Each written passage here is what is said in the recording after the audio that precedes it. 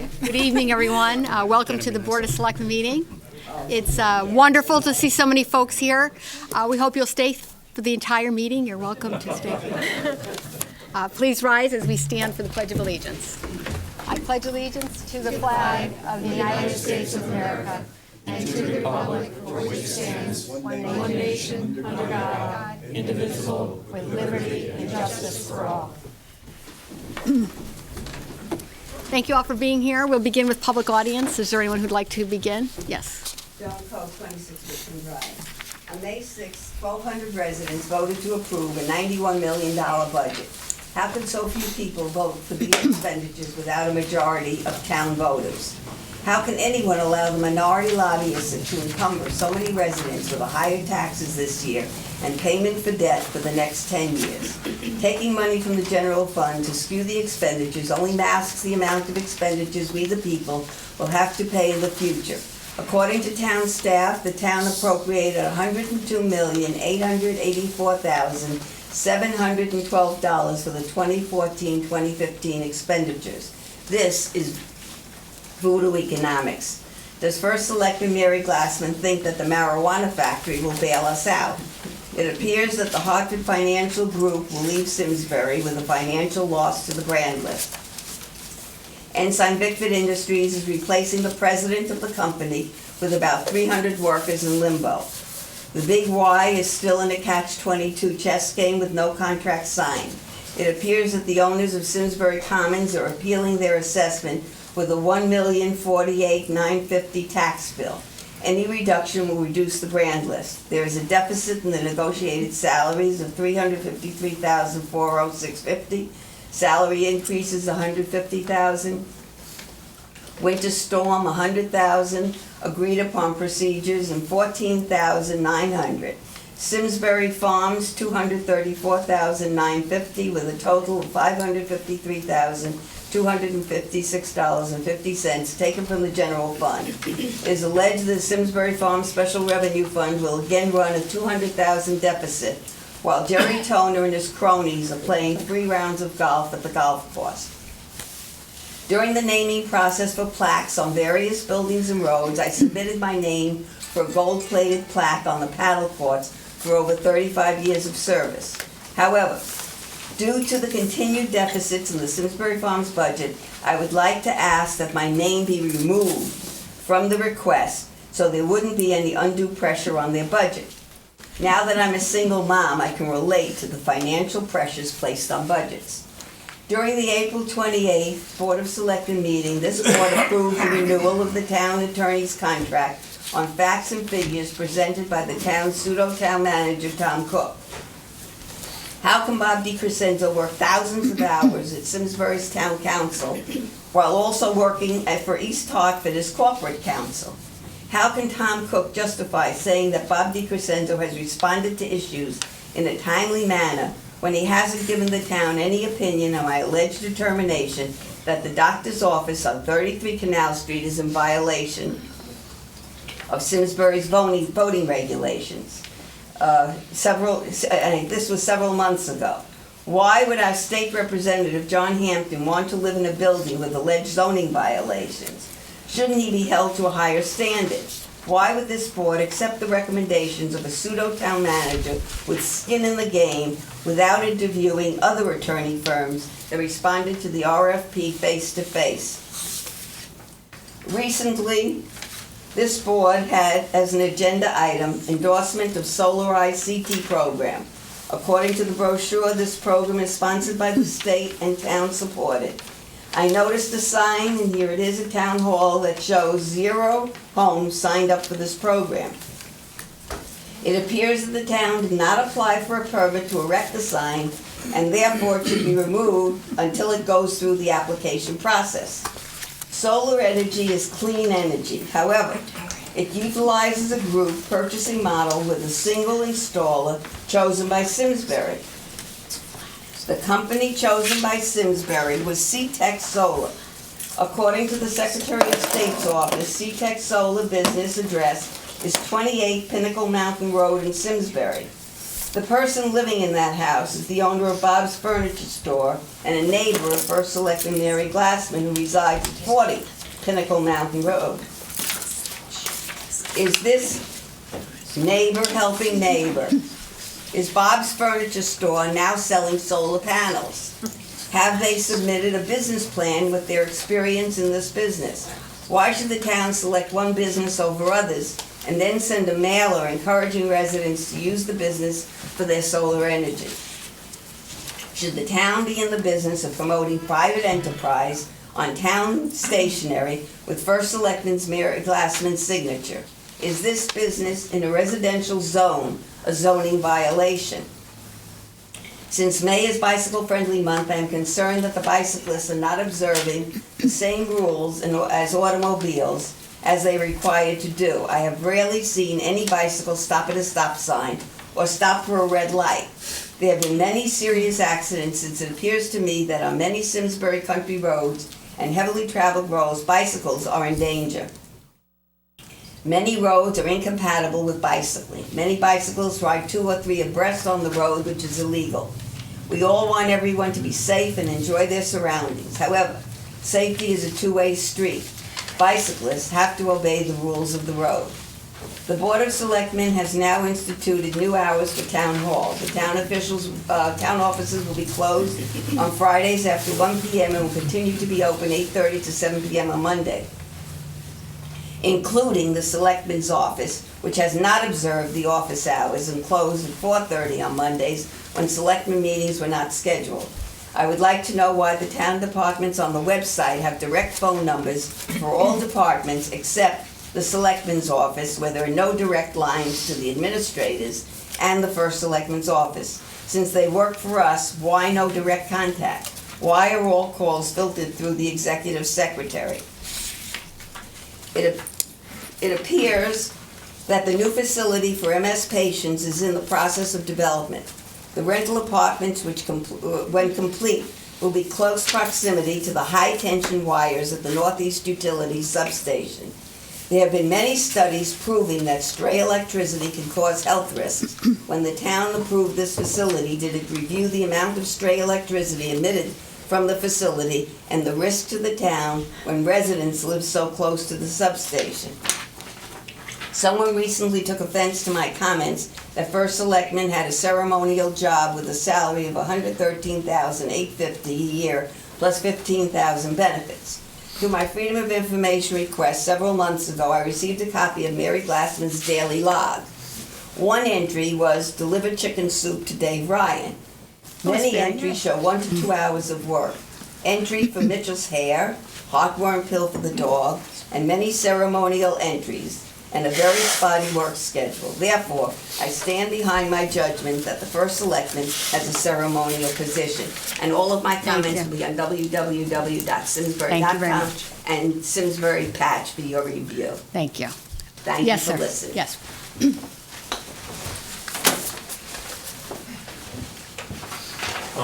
Ferg Jensen, 3 Fox Down, West Sorry, Simsbury. excuse me, your first name again? Ferg, like Ferguson.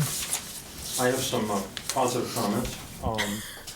SCTV has a business sponsorship program just starting now. The person in charge of it is Wood, who's upstairs filming this tonight, and he films, as does SCTV, many events, including high school sporting events, all commission meetings.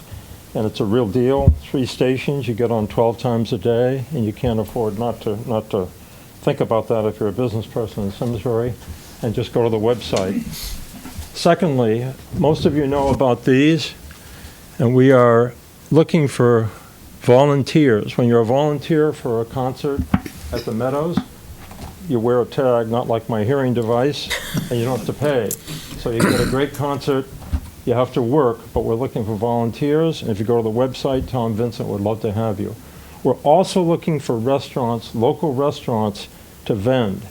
Example, Willie Nelson has 2 45-minute intermissions, and you can't bring a glass of water into these events because the promoters control everything. That's part of the deal.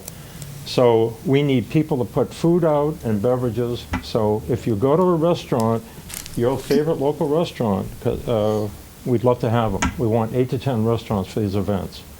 Lastly, I just thought I'd mention, since Memorial Day is coming up and the banner's up, and there's at least one prominent veteran here who helped name our 185 bridge.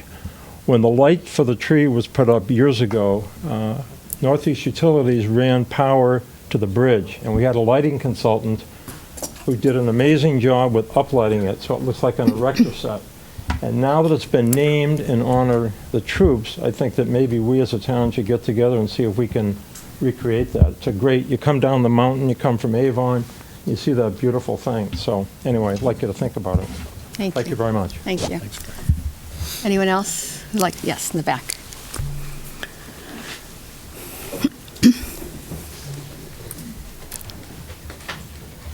Hello, I'm Haley Latore. I'm an 8th grader at Henry James, and I'm here to talk about the 4th annual Memorial Day Wounded Warrior Project Bake Sale. 4 years ago, my friends and I in 5th grade, we started this bake sale, and it's a really touching fundraiser. I know, especially to me. I know my dad is he fought in Iraq, and then he's a pilot in the Air National Guard, and so he informed me about this fundraiser, and I thought, wow, I mean, I want to help people, you know, and the Wounded Warrior Project is a fundraiser that empowers and helps wounded warriors mentally and physically recover from their experiences overseas, and helps them get back into their lifestyle. And with our past 3 years, when we've held this bake sale, we raised over $7,000 in total, and it would just, you know, mean a lot to do it again. And I have a few flyers here, but it's going to be on Memorial Day, and then at the Mertocho Music parking lot. We start at around 12:30 and then end at the end of the parade. And if you have any more, thanks, guys. there's going to be flyers around, and it would just mean a lot if you could come support. So. Thank you, Haley. Thank you. We'll look forward to seeing you on Memorial Day, and we're very proud of all your efforts. It's been a pleasure having you come here since 5th grade every year to publicize this wonderful bake sale and this initiative. And it's fun to see you're finally taller than your mom this year. I mean, I couldn't have done it without my mom or my friends. So. And I know you've got a lot of support, so we'll look forward to seeing you on Memorial Day, and keep up the good work. It's a pleasure having you here. Thank you. Good job. Anyone else who'd like to address the board? Yes. Don Zaylor, 1 West Street. I and a number of other people served on a subcommittee studying what to do about a senior center. This has been going on for about 3 years now, and I venture to say that we probably spent well over 100 hours collectively going to visit other senior centers, looking at plans, going to meetings, meeting with the architect, et cetera, et cetera. And to now have that come before the board and not letting us know, having the courtesy to let us know that it's on the agenda, I find insulting, okay, and thankless for our efforts. And please don't apologize, because right now it's meaningless. And if anybody is ever asked to serve on a subcommittee such as that, I would say, forget it. We're ignored. Thank you. Thank you. Anyone else? Yes.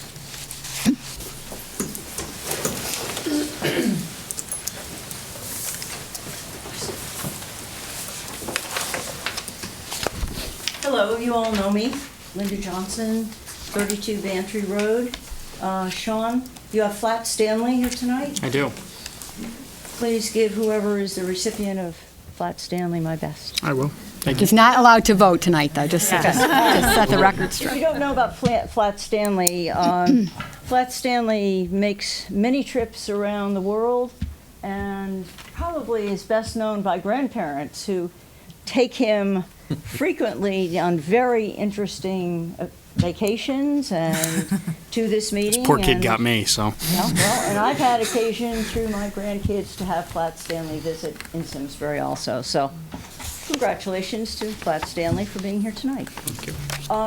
I'm here tonight as a member of Simsbury Celebrates, and I'm here to speak to the Chamber of Commerce efforts to modify the Route 10 light post banner display policy.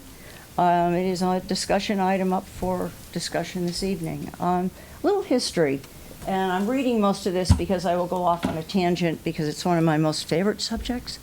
The 19 existing brackets on the light posts, which hold the banners that you see to date, were donated about 10 years ago by the Chamber of Commerce, and they were donated to Simsbury Celebrates at a cost of about $80 per bracket.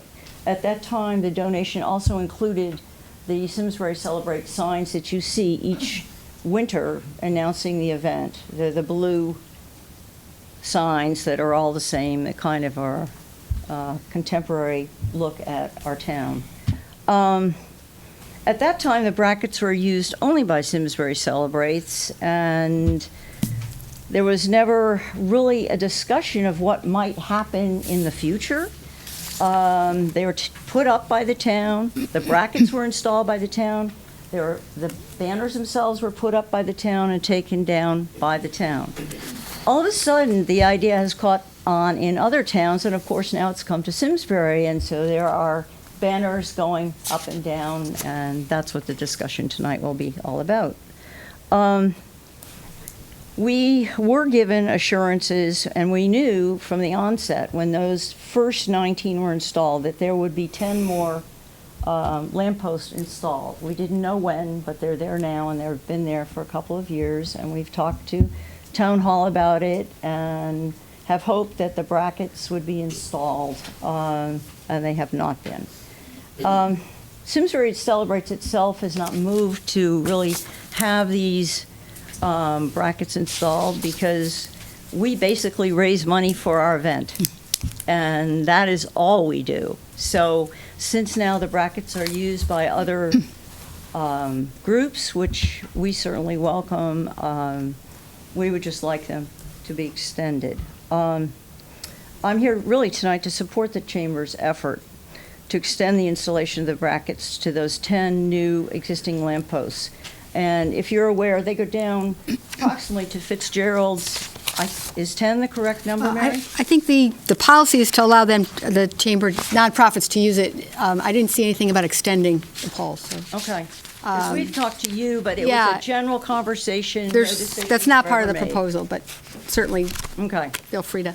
I just want to make sure making sure we didn't miss something, but it's not Okay. as part of their proposal. All right, well, I guess it's be part of my proposal, and That's I would great. ask it to be extended as to part of the proposal for use of the banners down the road. Because for Simsbury Celebrates, our event really starts at Eno and goes south to the First Church and the Fitzgerald's parking lot. So it just makes perfect sense that since the lampposts are there, that the brackets be installed. And so you understand, of course, why I am extremely partial because of this well-known kick off the holiday celebrations. And I also understand there are challenges involved that I'm aware of too, many of them. And I'm just glad to see the issue being addressed tonight. And hopefully, as you work through the decision, I'd like to become involved too. So thank you for your time. Thank you. Thank you. Anyone else who'd like to address the board? Yes, sir, and then in the back. No, go ahead. I called on you, so why don't you go ahead? Robert Kalishman, Simsbury. Good progress.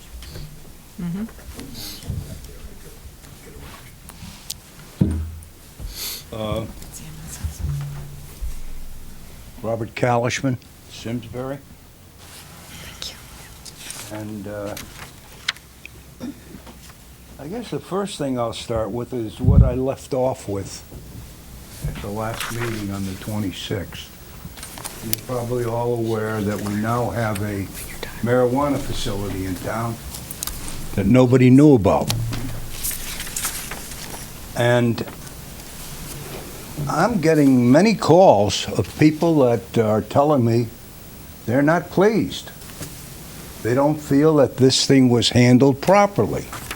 And a good example is this gentleman here that just stood up and mentioned that he was on a subcommittee, worked 100 hours, and was never told of what's going to transpire tonight regarding his committee.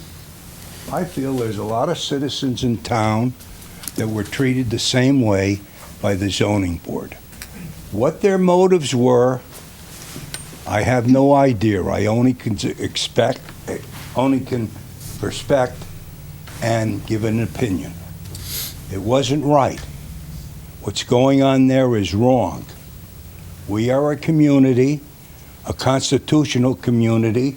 In fact, we're the fellas from Bunker Hill left right out in front here. This was the muster place, the parade ground. They mustered here and they marched right off to Bunker Hill. And what that was all about was we had an English king, a German English king, that was telling us what was best for us. The same as the zoning board. They're telling us marijuana is good for us. And I know people like to more or less gloss it over, put a cloud here or a mirror there, and blame the state or blame this one or blame that one. The blame is right here. The blame is with the zoning commission and the blame is here. Now, it's been precedent. It's been a precedent set by the zoning board and by the board that any important issue always went before the Economic Development Commission, which in this case it was never done with the zoning board and the marijuana.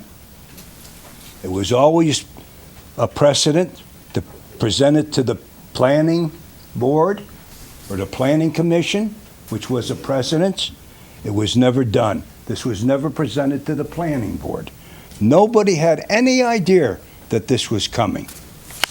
The night they had the hearing, any person with political savvy or feeling would have said, in view of the circumstances, it's cold, there's a snowstorm, and if you recall, we had 2 or 3 very important meetings. We had the budget meeting going with the finance committee, and at that time, the budget was a very important issue. We had that going. It was a cold night. I remember it was a snowstorm because I called somebody on the finance committee to see if the meeting was canceled. So what I'm saying here, in view that the precedent was not set, and that a precedent always has precedent in a court of law, that this committee should hold an investigation. People should know who the players are. And to this very day, we don't know who the players are. We don't know who they are. And a good point that I like to point out to you, tonight you're going to be asked to vote, discuss and possible action, which is the modus operandi of the first selectwoman. You discuss it, and the next thing she sneaks in, let's vote on it.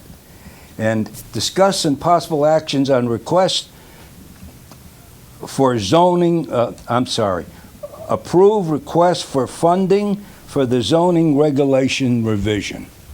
This is the first time I heard about it. You're going to start funding everywhere. Nobody knows anything. We're the taxpayers. We don't know that you're going to ask for funding. Are we going to start the same thing with Mr. Ryan that he started with the performing arts? Where every time we turned around, we had to give him $20,000, $30,000, $40,000, $50,000 to bail out the performing arts company? And the record proves it, because if you go to that record, we turned over the money that Peter Gold and Rick Orlock raised and gave to Mr. Vincent, was given, I think it was $5,000 was returned to him. And now there was talk around that they need another $40,000. Where's that going to come from? I have no idea. Where do I suspect it's going to come from? Where does everything come from? The general fund. Nobody has to answer. You go in the general fund, you pull the money out, and you don't have to tell anybody where it came from or where it went. And so I'm saying, getting back, the important thing is to clear the decks, make sure everything is right, let's have an investigation as to why this thing was pushed the way it was. Why did it have to go through with one vote? Why was Mr. Post, why was he not present? Why did we fill it with an alternate? Was the fact that Mr. Post was against marijuana, being that he's a policeman out at Yukon, and he felt he didn't be around to have anything to do with it, so he didn't show up at the meeting? That's the thing you do in politics. If you don't agree with something and you're getting hit over the head, you just don't show up and you don't vote. So when somebody approaches you on the street and says, you guys did, I didn't do it, I didn't vote. And the other thing that troubles me is this town, we're playing favorites, favoritism. And just by accident today, I was surfing through SCTV. I was surfing through, and I came across the solar conference that was televised from the 29th at Eno, and then I came across the zoning board May 5th, the zoning board meeting. I came across that, and I looked it over, and all of a sudden, the people from O Farms are having 3 events, and I thought that was what Ms. Folk is here for tonight, to more or less substitute the event that they're going to have regarding the chamber at the farm, but the farms over here, Eno Farms, the poor farm. I thought that's what they were coming. And all of a sudden, the lady went there, and she went for 3 permits, three permits for alcohol. They're going to serve alcohol. And the first is for the chamber, and the other 2 are sit-down dinners that will be presented. And all 3 will serve alcohol. Everything was fine. Everything was granted. And then all of a sudden, at the end of the meeting, the chairman, Robert Pomeroy, says to the participant, if you have a rain date, don't worry about it. Call another day, but you don't have to come to us to get permission. Just hold it wherever you want to hold it. We gave you the permission on. That's preferential treatment.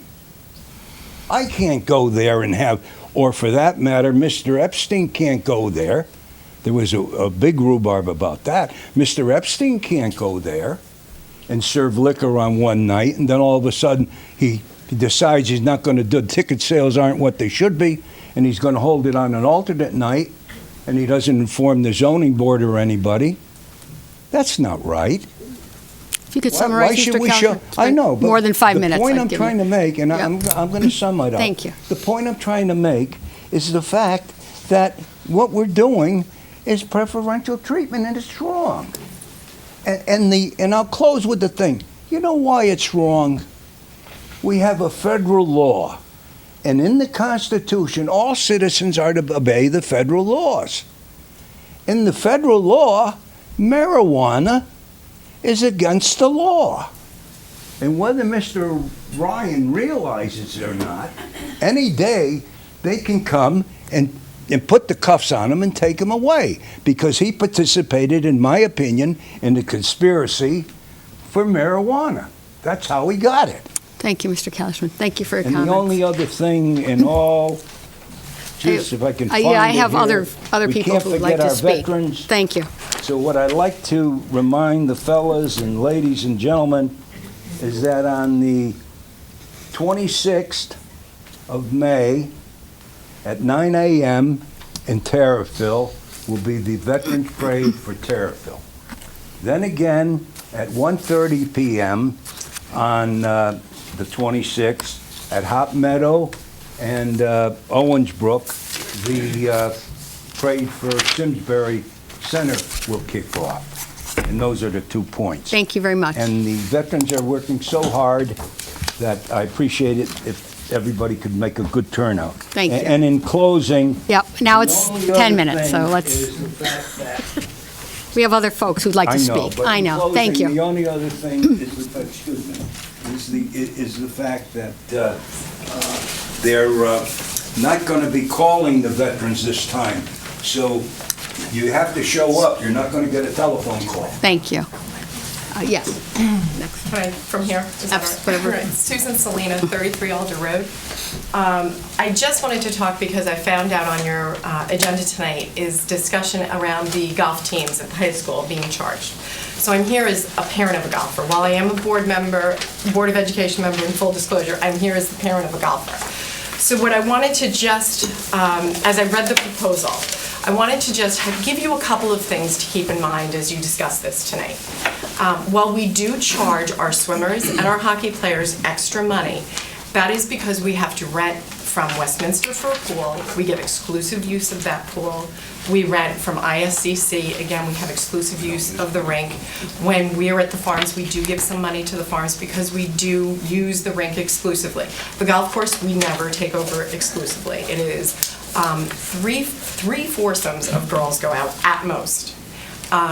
They practice about an hour and a half a day when they don't have matches. They have a total of 8 home matches. I'm speaking mainly about the girls because that's what I know. But I just feel that at this point in time, and this is my budget hat coming on as a Board of Ed member, it's too late for us to make an adjustment in our budget. You've all voted on it already. The town has voted on it. So we're going to have to pass any additional fees charged to us by Simsbury Farms to the athletes. They already pay for play, which we wish we didn't have to charge, but it's the way to keep sports in our budget. And to pass on additional fees for an hour and a half at the driving range every day when we pay for our range balls seems a little harsh to me. I just wanted to give you some parameters around it. I think that the board does a really good job of trying to cooperate with the town. We, our fields, our buildings, camp stuff to do, so many of our camps, the board absorbs that in our budget. We do our best to take that in and we don't pass costs along to Parks and Rec for any of that, to my knowledge. I caveat it with that, but my information today, I had a few phone calls with Burke Leclerc today, so Burke was kind enough. He did not know the meeting was tonight, that this was on the agenda, nor did the rest of the Board of Ed, so I'm kind of just here on the fly between drop-offs and pickups. So I cannot stay for your whole meeting, I'm sorry. It's okay. But I just wanted to pass along some parameters for you to think about, that as we go about, our parents already pay for the golf course in many ways, and our kids are using it for such a short 8-week window, I think the season is, maybe it's 7, that it just seems to me there's a better way for the farms to kind of bring in some revenue other than taxing our kids again. Thank you. Thanks for your comment. Anyone else tonight? Over here and then over here. Yeah. Sue Bednarzik, 119 East Wetuck Street. Can you say that slower, please? Sue Bednarzik, 119 East Wetuck Street. It's on all the old minutes. Thank you. There's an approved request for funding for zoning regulations revisions. Now, I'm pretty, you would say, active in the land use in this town. I would say I'm pretty on the high end of high maintenance. And I had no idea that this was going on. So I'm coming to ask if you guys could talk about what this is going to pay for the zoning regs, because I got a bunch of emails this morning from people who asked me, and I said, I have no idea. So it would be great if you guys could talk about it. And I guess that does go kind of to the fact that maybe we're doing a little too much in the dark of night. Thank you. Thank you. Oh, yes. Diane. I don't know. I'm going to try to come up and not do it. I guess I can't do that. Can't get them through the whole thing. Can't get them apart. I'm Diane Nash, 5 Marywood. I'm here tonight really to speak about what's in front of you, about a recommendation for the senior center. And I agree and congratulate the seniors who served on the committee. And they need to be thanked for their support. Except that I find fault with the way the meetings were conducted. They were, for the most part, there was no public notice about meetings. There was little or any public audience until at the very end of the summary almost phase of their meetings.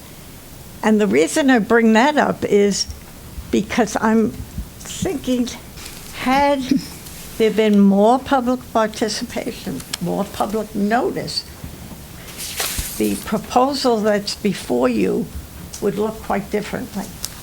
There was a very narrow definition of what they were charged to do.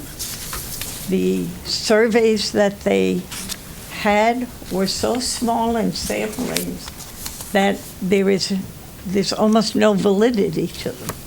I mean, when I saw the percentages, that the percentage favors one over the other, and you look at the hard numbers, you're talking 18 people voted for this, and 16 voted for that, and 12 voted for the third alternative.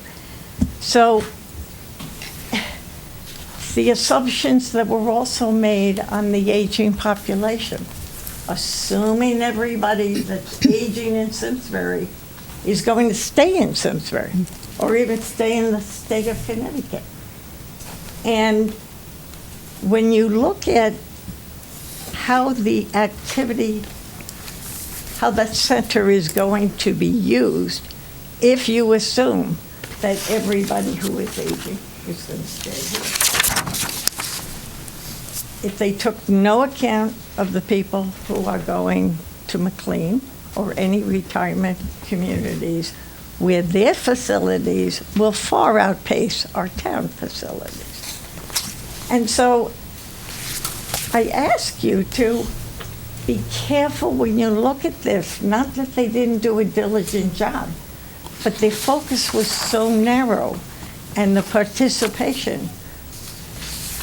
I get notices when meetings. That's why I knew it was on the agenda tonight. Never got a single notice when they were meeting for any of the meetings at the senior center.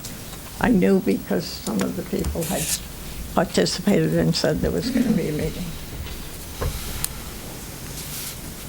We participated in a charrette, townwide, professional, tons of meetings, much participation. You talk about 100 hours. There were hundreds of hours of participation, all of which recommended focus on downtown Simsbury, focus on the senior center in downtown Simsbury. And now we're talking about a space in a location that the town has 3 times approved referendums for considerable amounts of money to preserve the aquifer, to preserve the wildlife corridors, the continuation of the wetland, and the open space, all of which is the location now recommended out of the center of town and on a piece of property that should not be built on. Our town plan of conservation and development has it there as open space. All of the recommendations has been to keep it as open space and not build upon. It's just, when I look at all of the work and all of the hours, not only the committee did, but the hours and hours, and Susan is here and will verify, the town plan of conservation and development took months and months and months of hours of work from an entire committee of people. And they recommended the downtown area. The charrette recommended the townwide area. So I ask you to, again, in due respects to the committee and the people who served on it, to look at the focus of it and make sure that our senior center is where it should be and will benefit not only our seniors today, but in the future. One other thing, when they did the cost comparison, nowhere do they weigh the cost of a new building plus keeping Eno. And I remember asking at a meeting, are you going to rip down this building? Because if you're going to maintain Eno Memorial and then add another space for the senior center, somehow that has to be in the calculation of the cost. So when I hear that the costs are the same, the brick and mortar may be the same, and the increased space, and the parking facility off the back of Vino, the costs are probably similar. But the parking area will help the businesses downtown, because the seniors don't use the senior center at night. So you have to weigh not only the facts in front of you, but the selection of the facts that are in front of you, because the big picture is quite different. Thank So you. thank you for your time. Thank you. And thank you for your attention. Yes, in the back and then up front. Yes.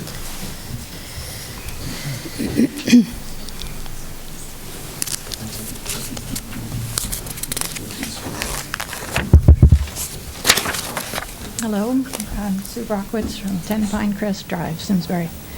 I've just recently become aware that the Bushy Hill Stratton Brook site is being considered as a possible site for the new senior center, and I would like to explain my serious objections. I'm sorry, if I could have a moment. I think we're having trouble hearing, so I apologize. If I could ask folks to please be quiet so we can hear the speaker, I would appreciate it. Thank you very much. Sorry, If you I'll would try to start again. speak up, yes. We want to hear what you have to say. So. Okay. I've just become aware that the Stratton Brook Bushy Hill site is being considered as a possible site for the new senior center, and I would like to explain my serious objections to this. This site is not only within the boundaries of the primary recharge area, or recharge zone of our main town aquifer, but it is, in fact, within the boundaries of the aquifer itself.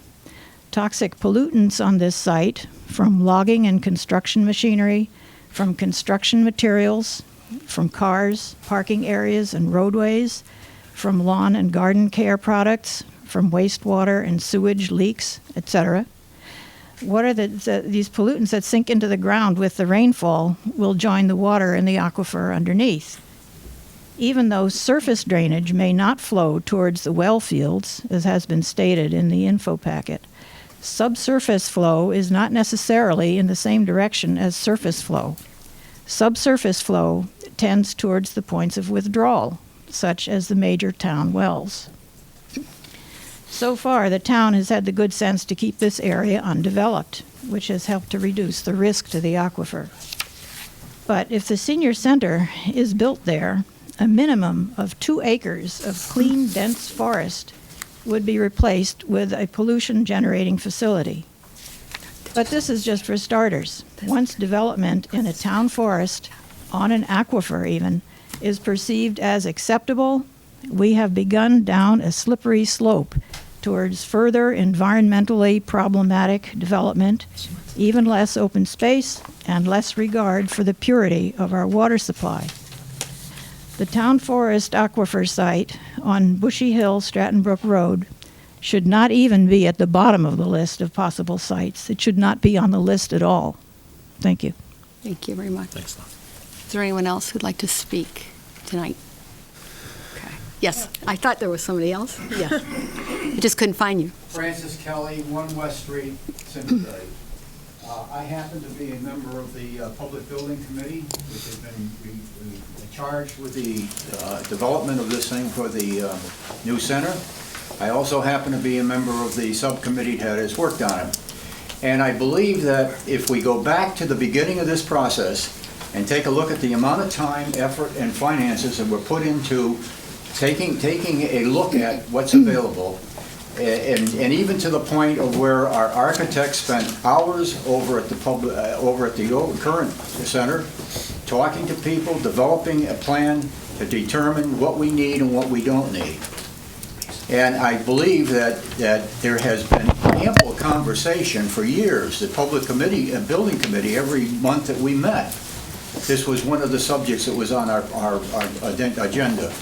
Rarely did anybody show up, but I can't relate to that.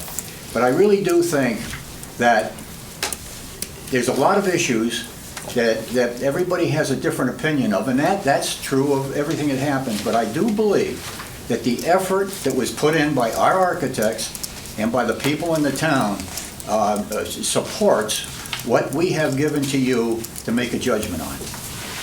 Thank you. Anyone else tonight? Yes.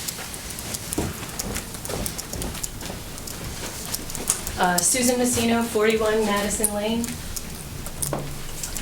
I'm here first of all to say, I don't know if anyone mentioned it already, but we're so pleased that we just passed the final vote by over 70% to complete the Ethel Walker Woods purchase. It's really a historic project. I don't have the numbers for people from dozens of states, multiple grants, raised $2.75 million privately. It's been a huge project. It's been going on for over 9 years. The first time it was presented here at Town Hall was on May 6th, 2005. So that's literally 9 years, and there were conversations and meetings at the school prior to that. So it's involved a lot of time and a lot of people's lives for many, many years. I'd also like to announce we're going to have a big community celebration in honor of this, and everyone's welcome. It's going to be on May 23rd at the Old Well Tavern. Starting around 6 or 6:30, we're going to have a barbecue, a cake, free band, and everyone in town and out of town or whatever can come. Children are welcome. So I wanted to make sure everyone knew about that. I'd like to also make a comment about the senior center plan. As you know, I am very up on things that are going on in town. I also didn't know anything about any of the subcommittee meetings, and I emailed Mary maybe a couple of months ago to ask her what was going on. I did participate in a public hearing that we had, I forgot how long ago, but there were a lot of people that came there that night and voiced their support for having the senior center in the center of town based on the reasons that Diane just mentioned. And I'd also like to add that the center of town is also on the bus line. So for seniors who can't drive, and I'm also working on trying to improve the scheduling for public transportation, I really think that having the senior center someplace where seniors don't have to drive to it is really an important concern. In addition, two, I think it's very civically and environmentally responsible to have the senior center in the center of town. And it's not about how much time or how much money has been spent on a subcommittee. It's about making the right decision for the long run. And I've gotten a lot of emails. You know, I have the Keep the Woods email list. Many, many people emailed me back when this issue came up previously with the public hearing, and they all said, not just about the aquifer, they said, you know, we've lived out in the woods all of our lives. We're going to retire in a couple of years, and we want to be near people. We want to be in our town and support our town. We don't want it to be someplace else. And I know there are seniors in the Powder Forest and Billingsgate, et cetera, which are near the Bushy Hill Stratton Brook site. And if that's something that the seniors want there, I would suggest that maybe the Powder Forest development might want to put a senior center type of thing on their property. I know that this started many years ago with a check from Ensign Bickford, started this process toward a senior center, but that should not drive the location because this is a long-term decision for the town. Thank you very much. Thank you. Anyone else? Okay. I want to thank everybody for their comments. I want to appreciate everybody coming tonight. We have a full agenda. I did want to, since there were so many speakers speaking to the senior center, it is farther on our agenda. Just wanted to brief the public and the board that we have to accept the report that's given to us from the Public Building Committee. So certainly thank the Public Building Committee for that recommendation and the subcommittee. As we have done in the past, and I'll be recommending tonight, we have set a public hearing once we accept the report so people know what the report says. So it's on our agenda this evening to accept the report, let the public know what the report says, and I'll be asking the board to set a public hearing, at which time we'll make sure that we get everyone's comments and publicly thank everybody for participating. So I apologize if people felt they were not notified. We don't typically notify individuals. People sign up for our emails. We also typically leave the chairman of the committee that submits the report the responsibility of notifying the members, and obviously that didn't happen. But I didn't want anyone tonight to think this was an action item to vote. It's really to set a public hearing so we can hear comments and suggestions as we have in the past. So I just wanted to make sure everybody knew there's an opportunity tonight and also when we set the public hearing. So thank you all again. I hope that clarifies some of the misunderstanding. I appreciate that. Okay, so we'll move to our first item as a regular agenda item, and that is the results of the 2015 budget referendum. in capital projects. We did have a total of 1,200 voters who did vote in the referendum. That is 1,197 electors and 3 property owners. So we want to thank the 1,200 folks who did come out to vote. That is a 7.7%. Obviously, we would like to see the participation higher. This is the public's only opportunity to vote on the budgets. So certainly a 7.7% turnout is not great, and we hope we can do better in the future. But we do want to thank the voters who did come out. The results of that referendum was the Board of Selectmen budget passed by 971 to 218. The Board of Ed budget passed 903 to 291. The special funds, sewer use, residential rental properties, non-public schools, debt, and capital non-recurring passed 972 to 212. The open space Ethel Walker acquisition, the final acquisition, which we'll be talking about on the agenda and talking about next steps, passed 842 to 341. And the town's roads of $2.5 million over the next 2 years to bond was 1,056 voters in favor, 137 opposed. And the final item on the referendum, which was the Squadron Line Elementary School improvements, passed by a vote of 772 to 413.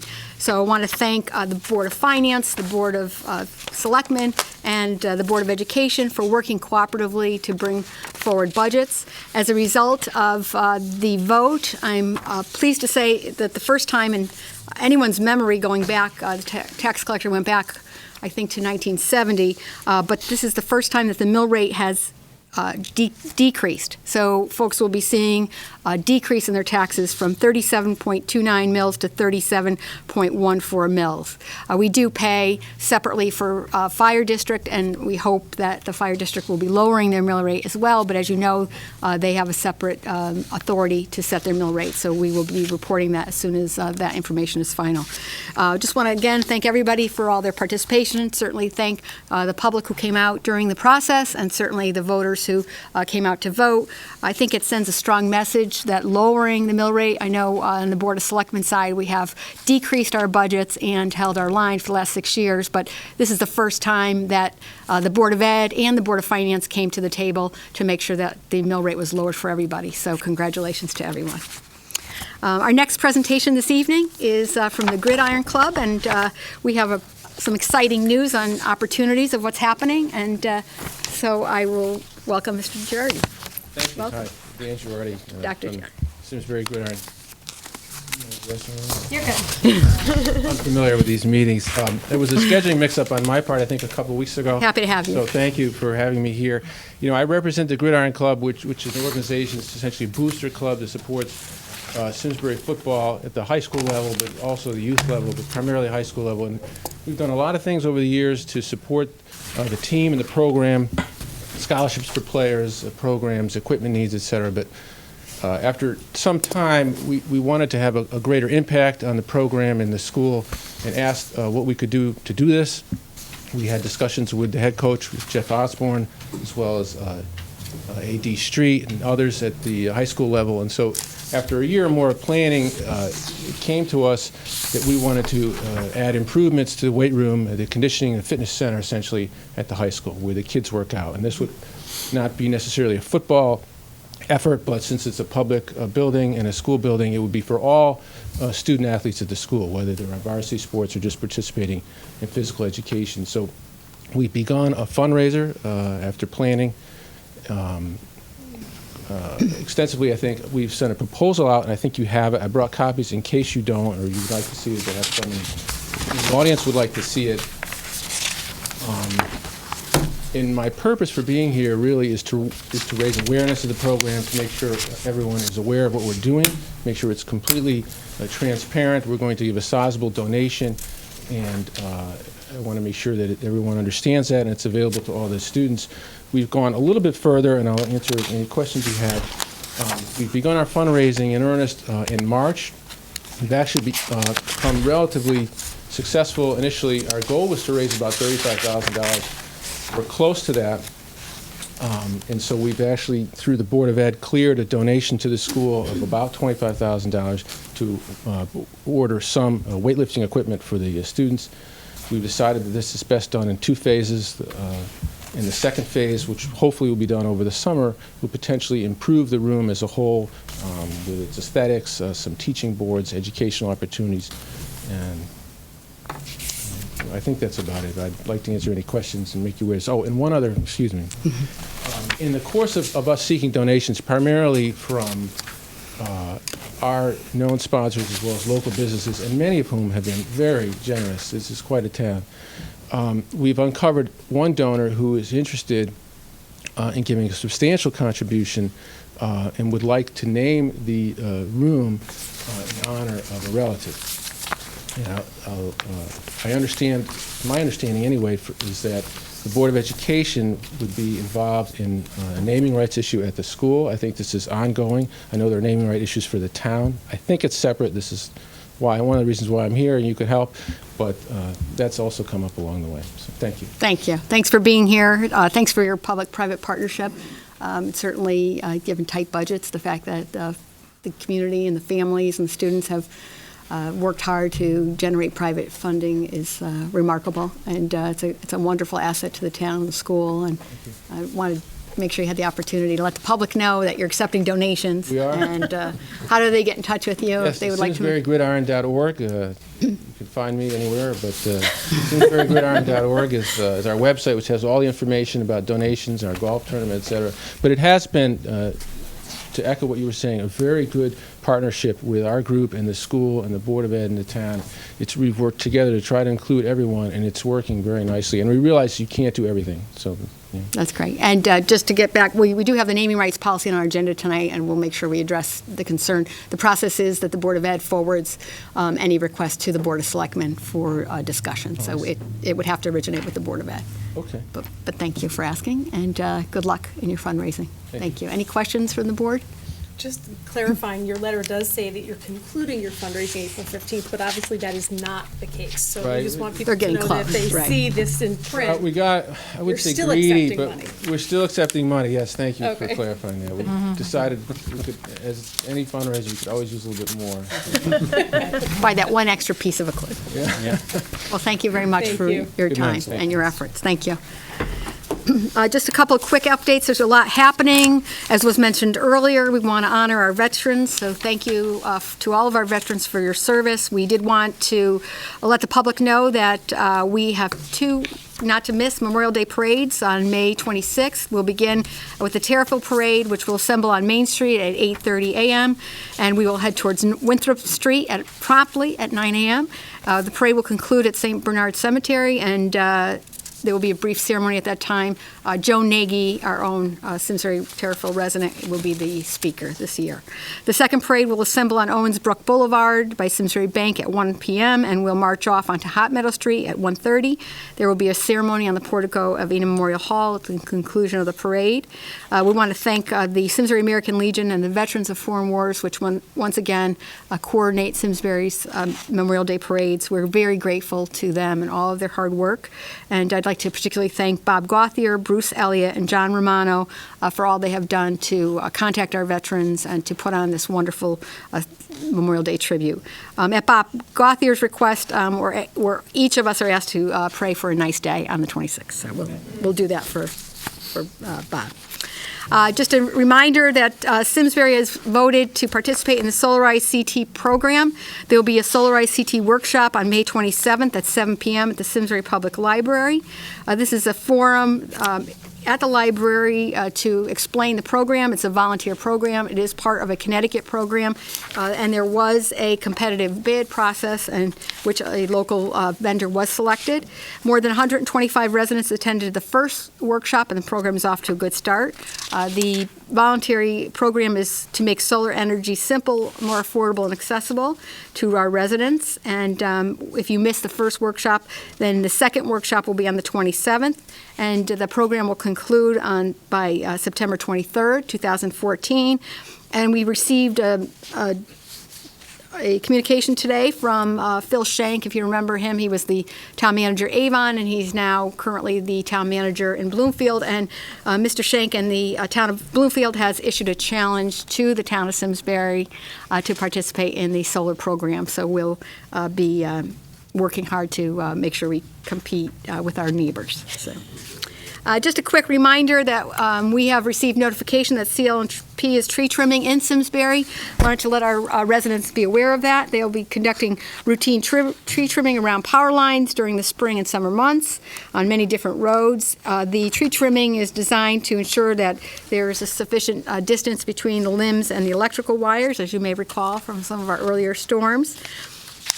I wanted to explain to our residents that you will receive a letter from CLMP if they're working in your area describing the proposed tree trimming at least 15 days prior to the trimming, and you may elect to limit the tree trimming or object to the tree trimming if you feel it's not appropriate. So we wanted to just make sure that our residents knew of the process and of what their role is.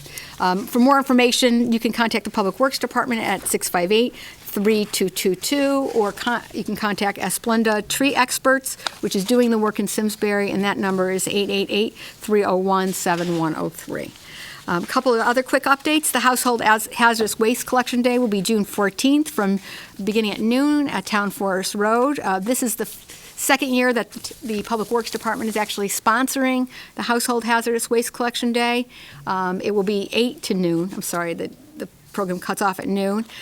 We run this program jointly with our neighbors in Avon, Canton, and Granby. It's a great opportunity to get rid of materials that you cannot put in your household barrels, right, Mr. Payne? You know about that? Please don't. And for a list of frequently asked questions that related to household hazardous waste, you can check the town's website, and we encourage folks to clean out their basements and drop off any unwanted materials on June 14th. This Saturday, on May 17th at 7:30 p.m. in Eno Memorial Hall, there was a performance of Shirley Valentine. The Board of Selectmen approved this play about an underappreciated Liverpool housewife who has a chance to go on an all-expense-paid trip to Greece.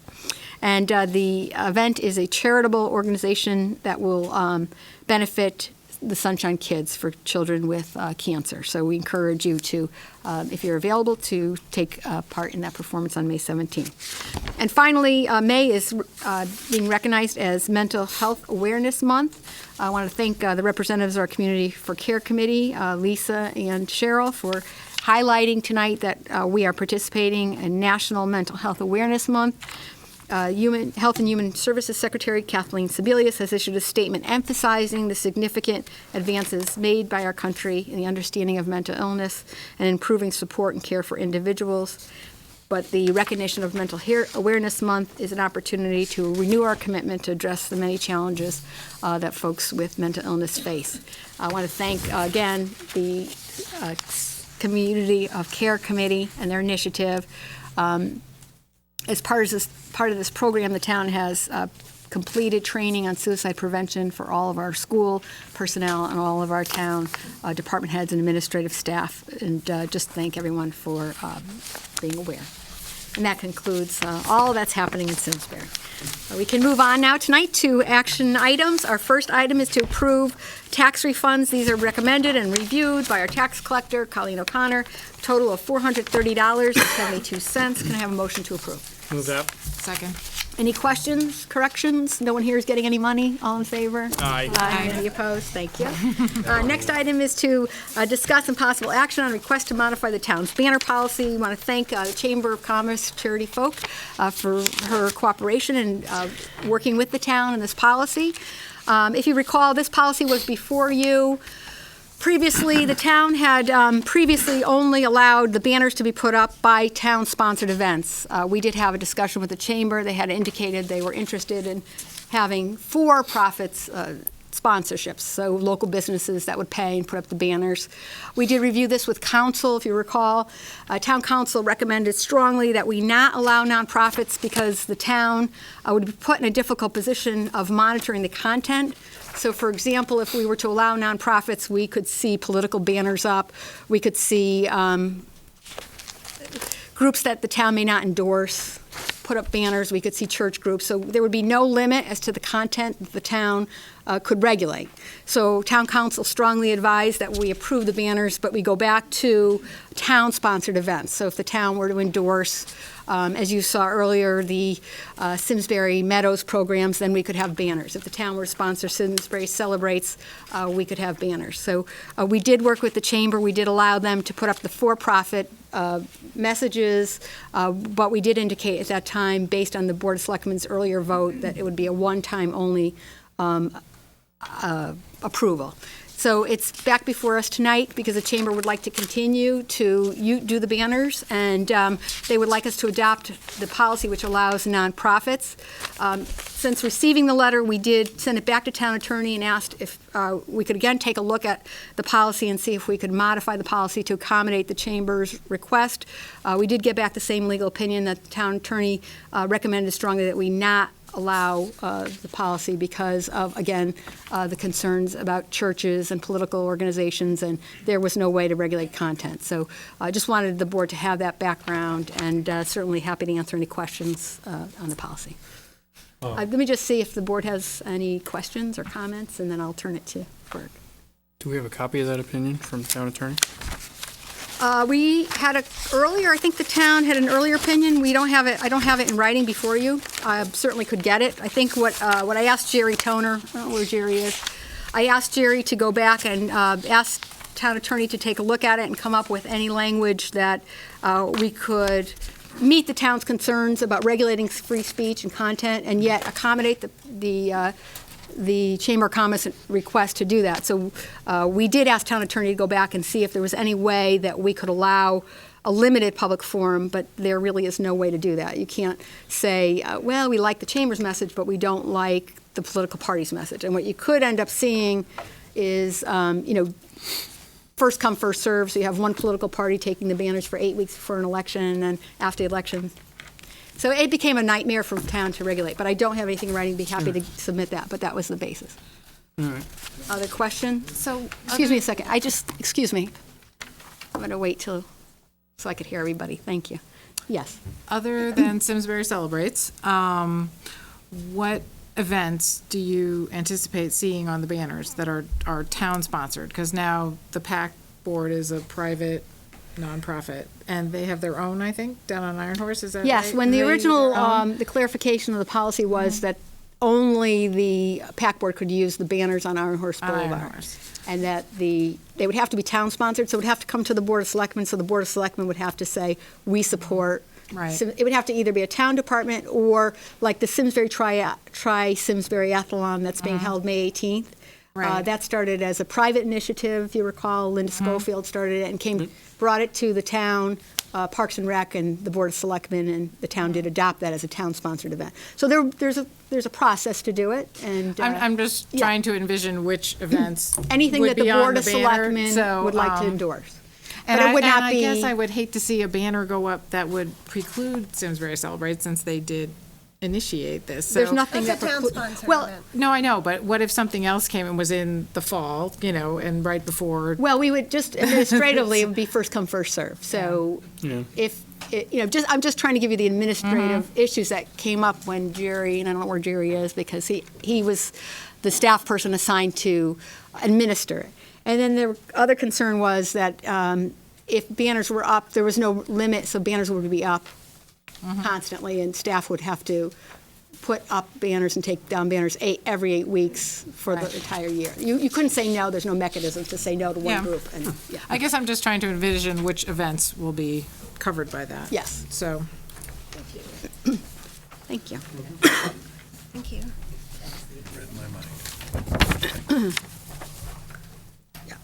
And so we don't. This is just an email from town attorney, but it was, as I said, we haven't asked for a formal opinion. We asked for advice as to how it could be regulated. That's good. Any other questions of the board? So, correct me if I'm wrong, the DOT regulates the content, right, not us? Yes. Well, right now, the DOT doesn't allow advertising. Right. But they did allow the chamber to advertise the local businesses along Hot Meadow Street. I didn't ask the DOT. We indicated it was a one-time event. I don't know what the DOT would allow going forward. But if I came in as a nonprofit that was a town-sponsored event, I would have to send my banners to the DOT to be blessed, right? They don't like advertising. But if let's say Linda Schofield wants to put up the banners for the triathlon, she has to send those banners to the DOT. right? I mean, Yes, but 'cause- if the town allows nonprofits, I'm not sure what, I can't give you a legal opinion. I don't know what the DOT would do in some cases versus others. Right now, we've only sent them over, the only ones we've sent are, the only ones that had advertising were the chamber banners, and they were comfortable because of the sponsorship path. But we don't going ap- forward, We don't approve the content. we have never regulated content. And if you change the policy, we'd still never regulate content. Right. It would be on a first-come, first-served basis. And anyone who's legally a nonprofit would be allowed to put up whatever they wanted, and we wouldn't have the opportunity to comment as to whether it was appropriate or not. Yes. Ferg Jansen, 3 Fox 10, West Simsbury. I'm looking at, you people received the March 17th letter from the Chamber.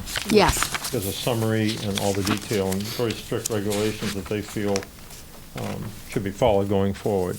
Paying for the privilege, insurance, sponsor's name with no logo.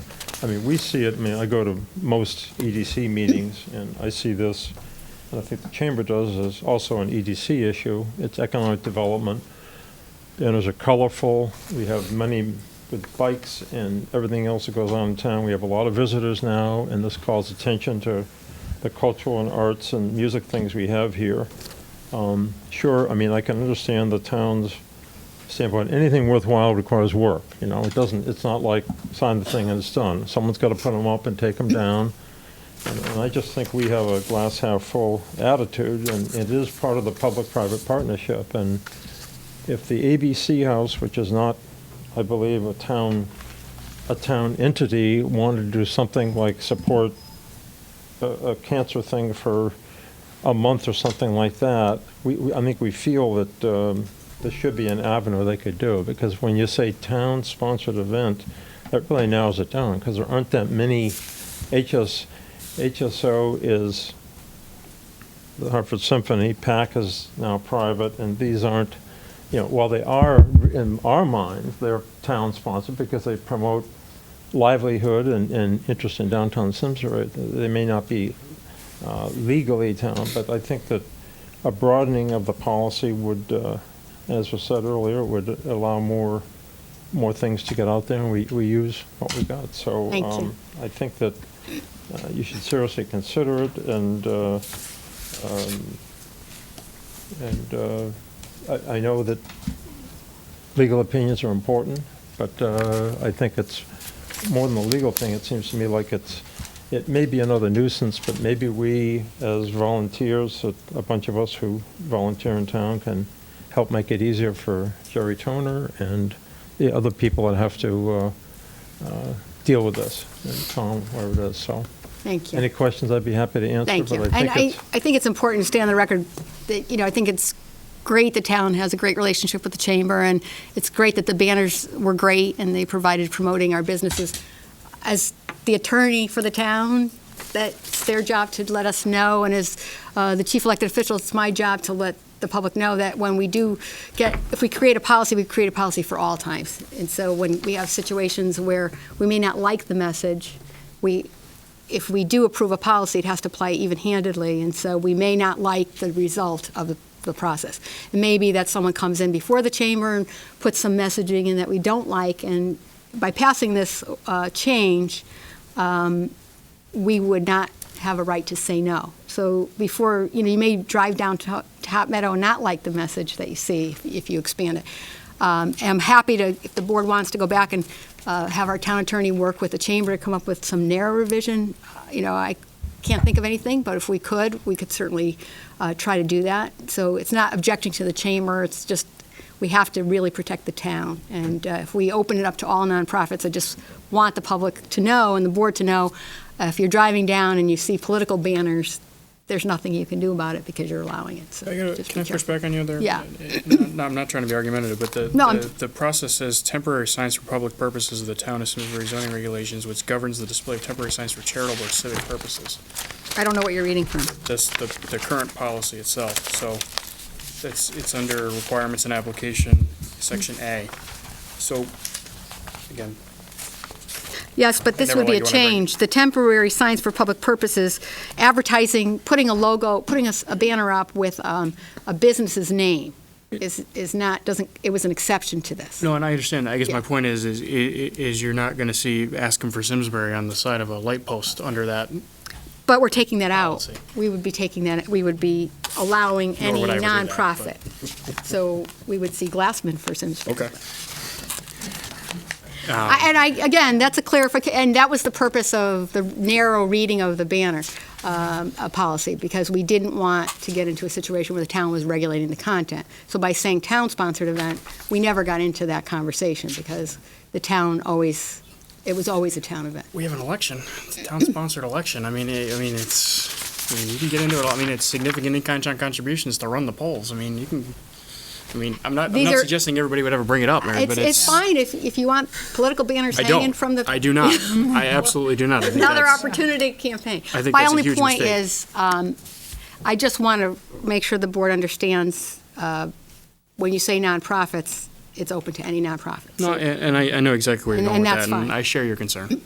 And really, If I could just have the board discuss, hold on a second. Hold on, I just want to ask.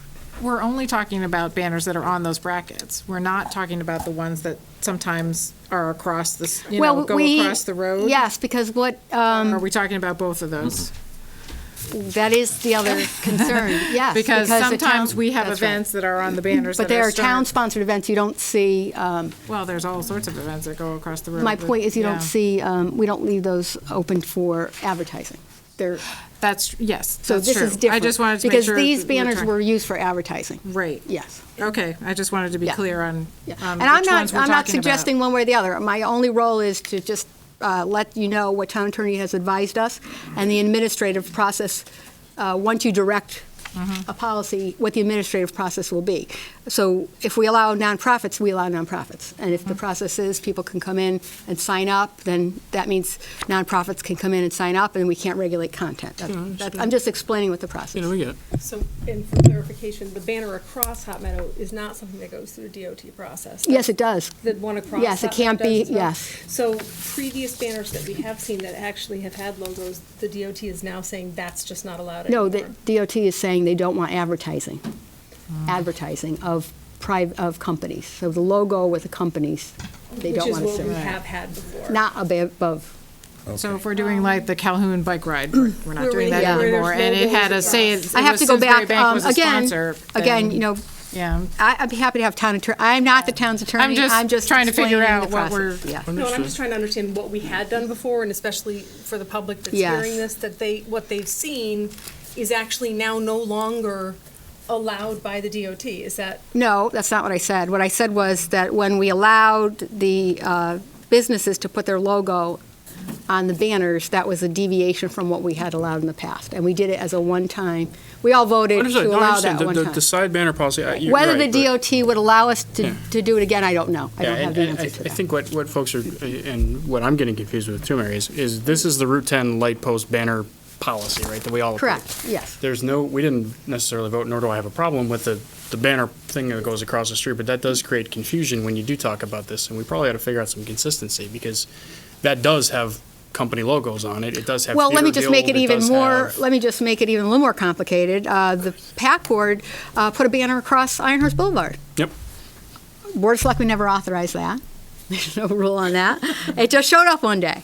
And so Hiram is working on clarifying those, because it's getting a little We get a lot of bit ban- noisy. We get a lot of banners. You know, and you don't want to see banners showing up across streets. And I think it's important that the Board of Selectmen set the policy. So I agree. absolutely clarifying both the above head and the brackets, yes, Yeah, absolutely. it'd Should be be the same helpful, policy. it'd be helpful if Tom or Bob D can get an opinion from the DOT in terms Sure. of what is, because we're all kind of speculating on what the Yeah, regulations are. happy to do it. Let's- And let's happy to find have out what- town attorney come back and speak directly to the board.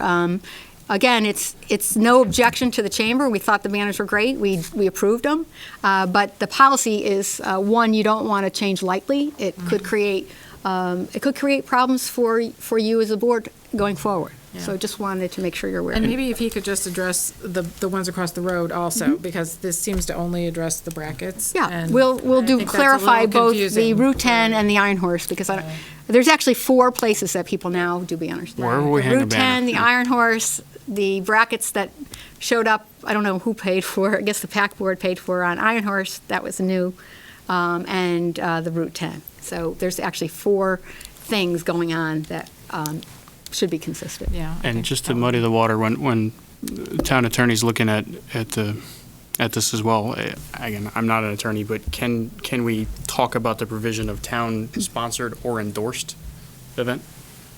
So that the folks like the Theater Guild and other folks, and perhaps the Chamber, when they do events, it can come before this board? Yeah, I think the only concern and again, it's better to have town council present because I this is understand, but just but as he's yeah, thinking about no, it, 'cause I don't wanna put him on the it's, I spot. think it's important that we stay away from Treating different. judging. I absolutely agree, but my fear is Yeah. now that we've just opened Pandora's box, the Theater Guild is not putting on a town-sponsored event. They're not gonna be able to hang that banner anymore if we force this policy upon them, so I'm not sure that's really what we Yeah, want to do happy to get a here. clarification. Yeah. Happy. Looking for I ways think to help the concern was the advertising was what created the problem with the DOT, and it was what concerned town attorney, because once you allow advertising, then we get into a situation if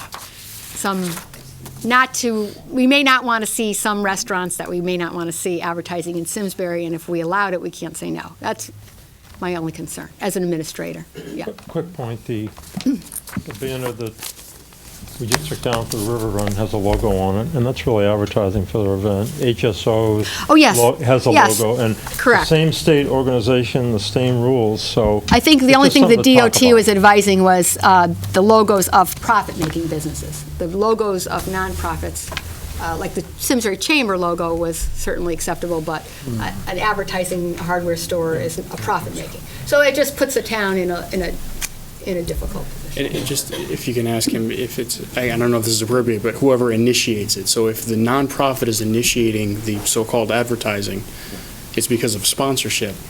And that's a normal course of practice that we see all the time at marathons in the city of Hartford, right? The ING Marathon, every banner in downtown Hartford had ING on it. But again, those are town-sponsored events. I think there's 2 things Okay, going on. but One that- is just to put a banner on, that's not a town-sponsored event. So, yep. That's the Ask 'em for Simsbury logo. Nobody's sponsoring that. And then there's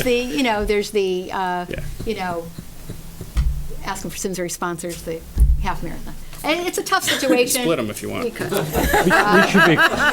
We should be clear for the public, the Simsbury Chamber is not asking for logos. I just want understand. everybody who Well, doesn't but there have were the names- document to names understand of- that. Yeah. I think, if I could just summarize, I think there's an interest in working with the Chamber. I think there's an interest in looking at the policy and see if there's any revisions we can make. I don't think I heard anything tonight that folks are ready to vote on. I'll get an opinion for council and put it on our next agenda if council's available.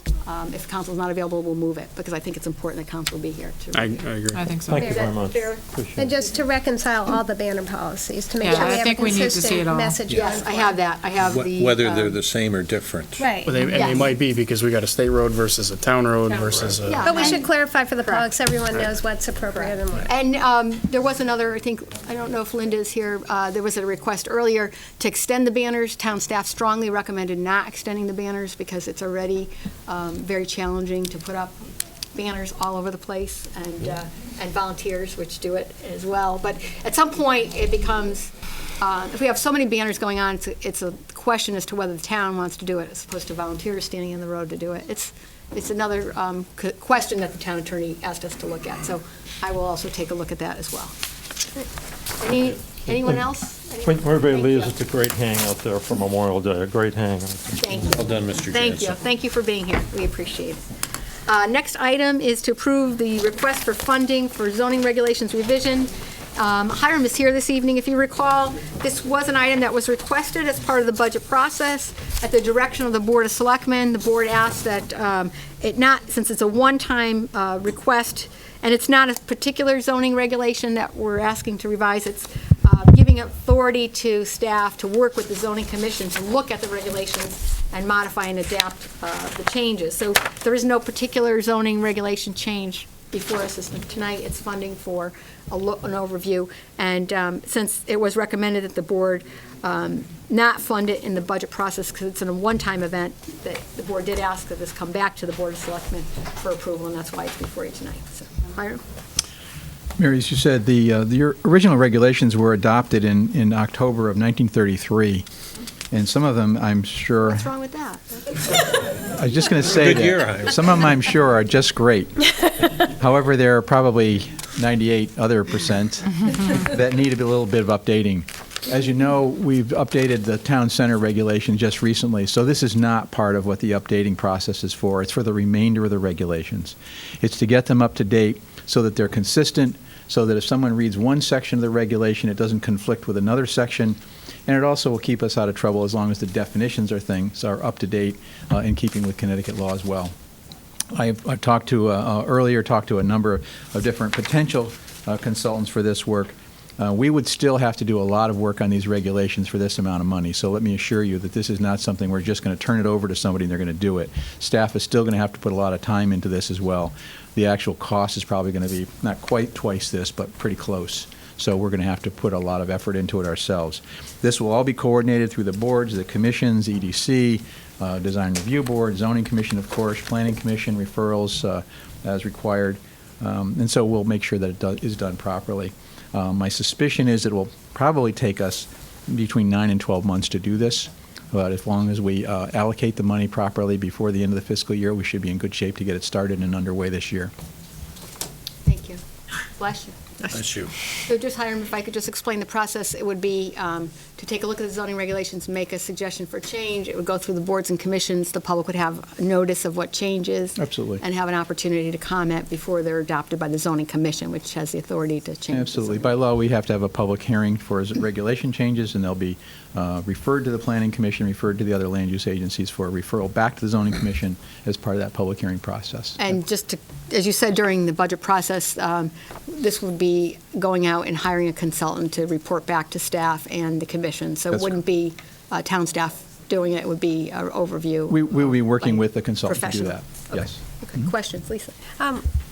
Hiram, would it be possible, and Mary, this goes to you too, before the public hearings and the planning boards, could you just let the Board of Selectmen know so that we can help advertise it and ensure that the public has an opportunity? We have to send it to CROG a minimum of 35 days prior to any public hearing. We always make sure that we do that as Exactly. well. But if you could just do our board too. Oh, absolutely. Sure. Yeah, absolutely. As well as, I'm sure there'll be lots of input for not only the EDC, but the task force, Design Review Board, all the land use commissions, and Board of Finance as well. I mean, it has some significant implications for every single board in the town. So happy to do that. Thank you. Other questions? Yeah, and just to support what you said before, Mary, we did talk about this, I think, at least once, if not twice, during the budget hearings. Yes. I know, because I was sitting right here, and I think I suggested it. We were pointing at the screen at the wish list. So, again, this didn't come out of thin air. No. We were actually, I think, trying to figure out the right way to fit this in from a budgetary standpoint. We often do transfers at the end of the year. Correct. And that was, I think, part of all 6 of our discussion as we did this. So I think it makes a lot of sense. Again, Hiram, I think you and the boards have done a great job of working with the regulations and trying to continue with development in this town, and I think this is, as folks like to say, another tool in the toolbox to help us continue to move forward on the right kind of economic development for this town. So obviously with residential input, with board and commission input, with yours and other folks, I'm looking forward to that process getting going. So if the board approves this tonight, we will send it to the Board of Finance and ask the finance director to identify this as part of the end of the year transfers. Is there any other questions? Yeah. Just a little aside to that, on this last comment here, would we be able to see where we are right now with some of those transfers overall that are going on? Yeah. I definitely think this is one we want to support, but I've had a couple of inquiries about folks that have sent letters looking for, something's waiting for year end to come around, and I think it would be a good idea for us to maybe Yeah, see. I think it was important to find out whether the board wanted to support it. Hiram didn't want to wait too long to see if it still was endorsed by the board. So if it's endorsed by the board tonight, we would include it in the end of the year transfers. Absolutely. I haven't gotten any other requests, so if you're aware of some. We do the library. Wasn't there the library air conditioning thing? Yeah, but I'm saying I don't know what you're In talking addition to about. Yeah. I haven't gotten any feedback from them yet, no update. Okay. We've making asked for a noises. status report, I haven't gotten it, so if I get it, it'll come back to the board, but to date, I haven't gotten it. Okay. So, I think the library was Any going to find their own questions? money. Mary, I would assume we do this transfer, that we've got the money to do this transfer? well, so what we would do is we would, if the board endorses this, it would have to come back to us as a year-end transfer, and finance director will have to identify it. We don't know at this point whether, we're in the process of identifying some departments. You'll see later tonight, the Simsbury Farms Revenue Fund has a shortfall, so we're in the process of identifying this. When, I think, if there's funding available within the line item, we could transfer, otherwise it would have to come out of reserves. Okay. We don't have money identified for this particular Okay. purpose. And So if what the board felt it was worthwhile, we would identify the resources and ask finance director to identify the fund. And then just a quick question for Hiram. I'm assuming that the redo of the zoning regulations is similar to what we did in planning, that same kind of process? Same kind of process. We did that all in-house, just to let folks know. That probably would have been about a $15,000 or $20,000 ticket, and we did that in-house. Those were a lot simpler, actually. So this is significantly more complex, just because the process is so much more complex, absolutely. But it's a very similar process, Mike, you're right. Are we talking about the subdivision regulations? Yes. Yeah, I was gonna say. And Hiram, the work that you did on the Hartford property, making that streamlined process for zoning, is that part of this, or is that in addition? That's a to separate, the- that's part of our. It is separate. So are those regulations going to be incorporated into this, or? Yeah, they're- they'll actually, town center and that regulation will be incorporated in as well. Now it's It'll all be a- going to be one consistent. Yep, we actually have one more that we're going to put in the end, too, with the Weetog Village District will be in there as well. Okay. So there'll be 3 separate form-based codes that'll be all part of that as well. And So- we are waiting for the Hartford to review the draft code in time for us to have another subcommittee meeting and also to start sending it along to public discussion. Actually, Mary, it just happened today. Great, excellent. And so, and Hot off the I press. got the final tweaks today, Great, and so excellent. we'll be posting that on the website within the next Perfect. 48 hours and going forward on that. Awesome. Excellent. So I move that we approve the allocation of funds of $25,000 for the comprehensive revision of the zoning regulations by identifying transfers at the end of the year. Thank you. I'll second that. Any other discussion? All in favor? Aye. Any opposed? Motion carries. Thank you very much. Thank you, Hiram. Next item is to approve the request of the Aging and Disability Commission to designate the month of June as Handicap Parking Awareness Month. I want to welcome Ed LaMontagne, who's here this evening, who chairs Aging and Disability. Mike Jennings, Ron Arlene Sapilli are still here. Thank you. Mark Orenstein and Mary Lou Petrina. Did I get everybody from Aging and Disability? Oh, Vic, I didn't see you come in. Welcome. And thank you for all your work on behalf of the town. So Ed, I don't know if you want to talk about 1 minute. This is our 3rd year that we have requested this designation. Every year we have expanded our efforts as to educating the public on the appropriateness of handicap parking. We are going to be working in concert with the Simsbury Police Department.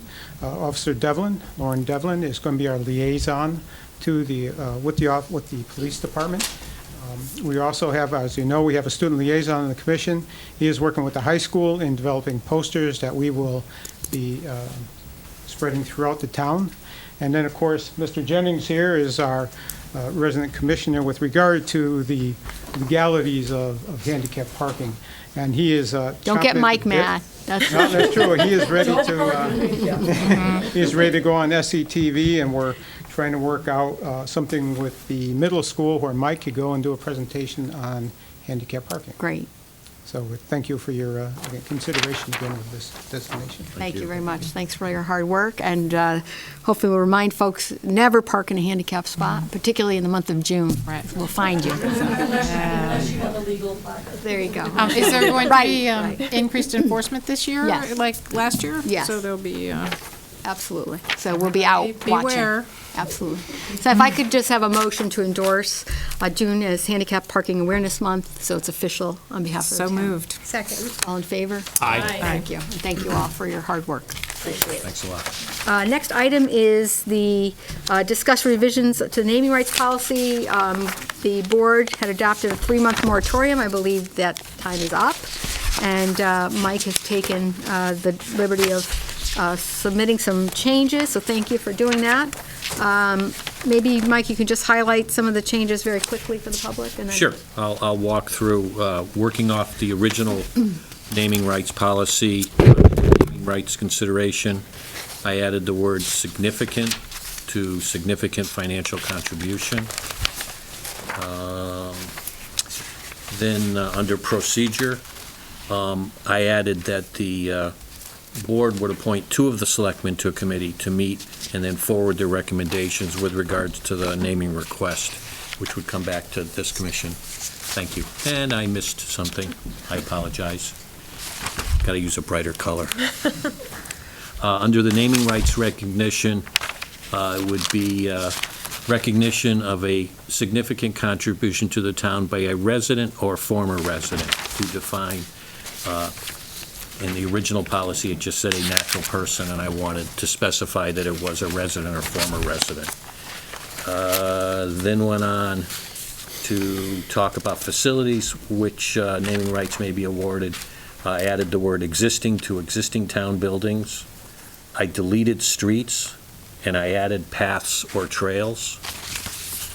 And I believe those were my suggested changes.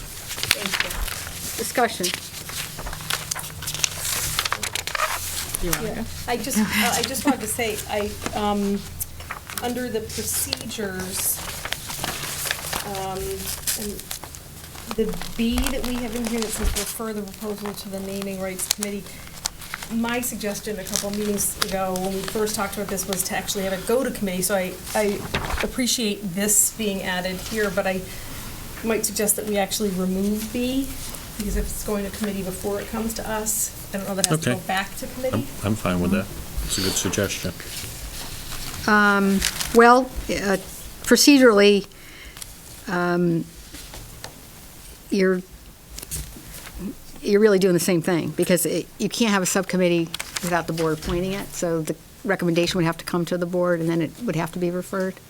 So it's technically, unless you have a standing subcommittee. That's what I might. But I don't, Oh. yeah. Okay, that's what you lawyers get paid for, so. So I think I would say, if the board doesn't, does the board, just a clarification, does the board want to have an application come in and send it to a subcommittee before the board receives it? Or does the board want to give the public notice that it's received an application and then refer it? The point of the way we set up this procedure was that the public would get notice that we've received a request, and then they would have the opportunity to know it was referred. So the way it's written, it would be referred before it comes public, so it just, what is the board's No, I desire? see where you're going, Mayor. I think you're right, is this board would receive it. We would, I think what everybody's trying to say, and I'm not trying to put words in Mike or Nancy's mouth, but then we would be required to send it to a subcommittee. It wouldn't be one of the four options. So we would take it out of the I four think options. that's a better way of doing Yeah, it, just because make then it at a least the required- public would get notice Yeah, that you absolutely. had an application, and the Yeah. public would be put on notice that you're Yeah. sending it somewhere to be reviewed. Yeah, I think that's the right way to do it. the change you want to make. Okay. If And that's whether you want acceptable to you. I mean, similar to other subcommittees, Mayor, if you want to appoint a standing one, or if you want to appoint an ad hoc, I mean, however, Yeah. that doesn't matter to me, whatever Okay, you want to do for so, that. must refer. So instead of may, we'd have to say the board must refer it to subcommittee. And then maybe. And then it can take any one of the now three actions. Correct. The subcommittee can take one of those? And then it comes back to. No, the board can take. They must refer it to the subcommittee to For report back to consideration. the board of So selectmen. so KKK comes and we can't automatically reject it. No. It has to go to a subcommittee? That's crazy. There are going to be some proposals that Like I come said, in it's a little that- bit of an extreme example, don't you think? Well, okay, let's take the less extreme. It comes in from, pick something less extreme. Why can't we just automatically reject it? I mean, I Okay. appreciate the effort you made there, but I don't Okay. understand why this has to be added, because we can refer the proposal to a naming rights committee appointed by the Board of Selectmen, and that committee can include Board of Selectmen members. It doesn't, Yeah, no, I think if it's in there, the question is must or may. And I think Mike's proposal was that you'd have to send it. has to be referred. If your mind is put it easily so that we can do one of two things as the Board of Selectmen, we can immediately reject their proposal. Which or is we, what it and if says we now. don't reject it, then we must send it to a subcommittee. Okay. So either we, But can we can't immediately reject without public hearing, can we? yes, Yes? we can at this point. I don't know, I'm asking. No, I it says don't- that we shall submit the proposal to the Board of Selectmen, and the Board of Selectmen may reject the proposal. So we may reject Okay. the proposal. Yeah. And a rejection might just be not taking action. It doesn't have to be a formal rejection. Right. It may be, let's wait. Right. It's not timely, it's, All right, so, suggestion, what's your pleasure, Mike, on that language? Do you want to leave it out? I think to Lisa's point, I like that we have to take one of those two actions. Either we reject it or we pass it on to the subcommittee. Well, then you just say the board must then take one of four actions. Reject the proposal, refer the proposal, accept the proposal, or request a call for additional proposals from the public. Is that what you want to say? Well, I think C Well, and actually, D were not. I think it's one of two. So it's either Either we reject it or we send it on to the subcommittee. And then it comes back And then it to comes either back A. to the Board of Selectmen with that, what that, Accept the proposal. A, C, or D. yeah.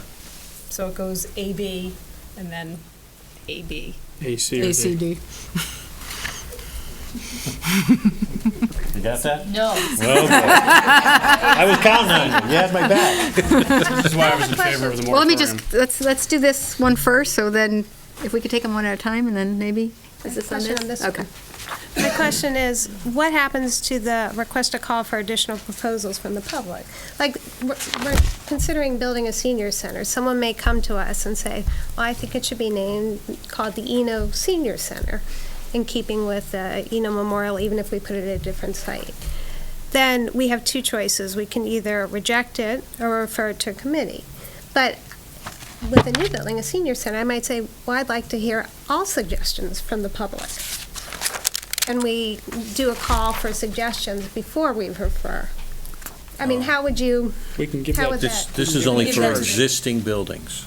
But I would, well, let's not go there yet. Yeah, let's Yeah. Okay. I have another question about that one. I think we could give that power to the subcommittee. Subcommittee. I mean, I'd rather have the subcommittee request those proposals and work through that and then come back to Well, us they with a can't. They recommendation. can't take action. They can't. The Board of We can Selectmen just would have to. recommend from a Make subcommittee. a recommendation to Yeah. us. We do that all the time with subcommittees. I guess, to Lisa's point, I don't understand what's broken. I mean, right now it says the board can reject the proposal, refer it to a committee, accept the proposal, have it by a public hearing, or request a call for additional proposals from the public. What are we missing? Why isn't that working? Because I'd like somebody other than the six of us in 15 minutes at a meeting, when we get the materials, as timely as we can, I'd like someone else to spend time vetting it thoroughly, actually talking to the people as to why, versus four people that have But they that can night do free to that. come Under up. this language, they can. I understand that, but that's not really how it works, right? I mean, that's why we have subcommittees. That's why we, the Farm Subcommittee and the Hartford Subcommittee. It's to get more input, to get more consideration, to truly vet issues before we bring them to this board for final action. We have Personnel Subcommittee. We have subcommittees for everything. Well, then if that's the board's pleasure, then I think what you really need to do is proposals for naming of a town facility shall be directed to the first selectman on a form prescribed by the Board of Selectmen, and I don't know, and refer to a subcommittee. But again, you're missing, it would have to come in, go to the Board of Selectmen, go back to the subcommittee, come back to the board for a public hearing. And so you're doing a public hearing twice, really. Well, why would we have to do a public hearing? We're just accepting what we were handed. We don't necessarily need a public hearing when someone hands in and fills the form out to hand it to us. But to refer to a subcommittee, it would have to be on the agenda, and then you'd refer it. I'm just trying to administratively, when an application comes in, what the process you want it to follow. I'm just trying to think it through, because Well, don't other subcommittees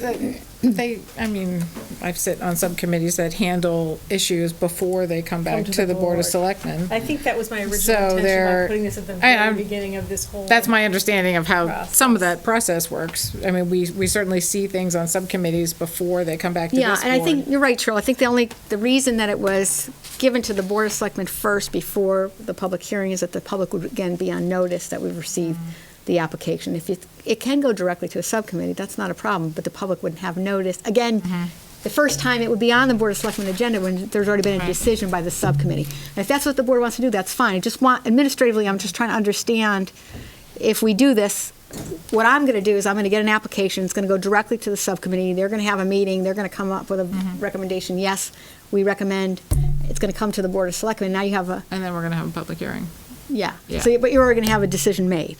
So just want you to think through whether you really want to do that. Recommendation. Yeah, that's all. I'm just trying to Right. administratively understand what you're trying to do. It seems to me that the way the process would work the best and keep the public in the loop is someone makes a recommendation, sends it to the first selectman, you check it to make sure it's administratively complete, it then gets put on our agenda, it's then publicly noticed, Right. and then it gets sent to the subcommittee. which would then review it, make a decision, then kick it back up to the Board Right, of and I Selectmen. think that's- And at that point, we're going to schedule a public hearing, so the public actually gets 2 notices before the public hearing that this is in the pipeline. I understand. So I guess it gets back to Lisa's point. Then you're saying the board must refer it to a subcommittee, which means you can't reject it before it goes to the subcommittee, because you're referring it before you act on it. If we take buildings out, we don't need a subcommittee. Take buildings out of the policy, no subcommittee either. So I think, go back to. and Stop. clearly we're gonna For your friend talking, I'm Yeah, sorry, I just can't stop. see. No matter what we do, I'm voting against buildings and streets, just so everybody knows. I'm seeing the middle of the road here to be, takes one of 2 actions. Rejects the proposal or must refer it to a committee. Then it comes back to the Board of Selectmen to either A, accept the proposal as submitted, or to accept the proposal or reject it, because I'd like to see the request for additional go to the subcommittee. I apologize, I thought I was doing that in the whole. And I guess to your point, Lisa, and I understand what you're saying about rejecting it outright, but I guess I'm a little uncomfortable with us just rejecting it outright without going through that initial process of at least reviewing it and having the public know that it's here. I think, while we can all see the obvious case where something comes in that we find particularly offensive or whatever it is, but I think we still, even in that case, we have an obligation to bring it forward to the public and either invite comment or review it. Well, we would do that Because, through agenda. It deserves our attention regardless of how personally objectionable we might find it. So that's why I think maybe, it's not, I can see, leaving out the reject proposal outright, as the first step. But public does get notice because we put it on the agenda, and we do put it, and so there would be notice. And so the question is, do we take action, as with anything that's on our agenda, do we take action on it and refer to a subcommittee or not? And then what is the composure of the subcommittee? It may be the case, like with something at the farms, that we want to refer to a subcommittee of people on the different farms committees who have expertise in that area. It may be that we want to do a combination of some members of a specified committee and some Board of Selectmen members, or it may be we just want to do a subcommittee of Board of Selectmen members. I think it depends on and I think each board, because this will be here even after we're gone, although any board can change it, should have the prerogative of deciding what kind of committee should review it. That's just my feeling. But, I don't object to, as long as it's an option of referring it. Can I just throw a wrench in this? So, we're all looking at page 3, right? Yes. Procedure. So we got to keep reading to page 4. Because the Board of Selectmen shall request, so basically, the board may take one of the, 4 actions: reject, refer, accept, or request a call. So we can accept the proposal, or we can reject, except for the fact that what it says on page 4, which is the Board of Selectmen shall hold a public hearing prior to taking final action on a properly submitted proposal. Right. So even if we find it so objectionable, we still have to hear the public before we reject it. Well, the way the process was designed to work, and the way it has worked, is that we receive, like we were doing tonight with the senior center report, we accept it so that people have notice. Then we set a public hearing so people have a second notice. And that was what the policy was designed to do. And so you're adding a subcommittee in between for things that may not need a subcommittee. That's the only point. It gives the prerogative, you're taking prerogative away from the board, and you're saying, we don't trust you not to have a subcommittee, so we're going to make you have a subcommittee on everything, including, we heard earlier, if someone wants to name a road in favor of the gridiron, not a road, a room, in honor of someone who donates a lot of money to the gridiron, we'd have to have a subcommittee, then a public hearing.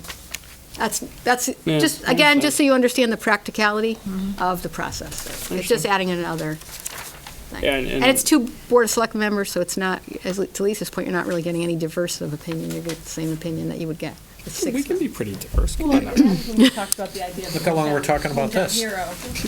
But that's 6 different opinions on this. That's a subcommittee of board members and non-board members. Well, This but is that's what I'm just saying. board members, so it's very different. Right. Can we go back to the moratorium? Well, since we're beating this one to death, let's go back to, the moratorium is through, I believe it's through the end of May, unless we lift it. Just a couple of questions. Significant, I appreciate Mike's hard work on this. I heard earlier there were some donations of 20,000 maybe. Is that significant? And that's my only concern about significant. So I just raise that issue because I hate to make it so cumbersome that, we can't give somebody $25,000 donation, but we can do somebody 30 or 20. No, I just don't, I'm uncomfortable personally. No, I agree with you, but I think the concern there, Mary, is if somebody comes in and gives us $1 and they want a building named after them, that's a financial contribution.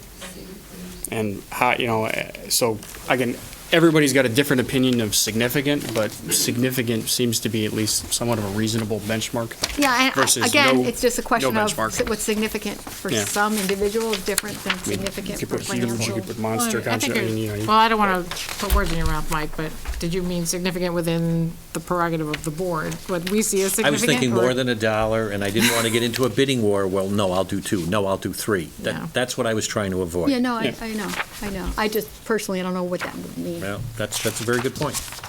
Other comments? Okay, moving on. We're moving on. Are we going to a different section? Oh. Whatever. Okay, I'm ready to go. Page 2. Okay. Resident or former resident, I can understand why you would do that. That would prohibit someone like Martin Luther King. It would prohibit George Washington. It would prohibit, there may be, Martin Luther King lived here for the Martin summer. Luther King lived here You for a did summer. live here. okay, Former let's go with resident. George Washington then. Travel through here. It's got enough buildings. I'm not sure why we would limit that to something, or does that, what about like Ensign Bickford? Can the building be named after them if they do a massive donation? They're not technically a resident. They're not a natural person either.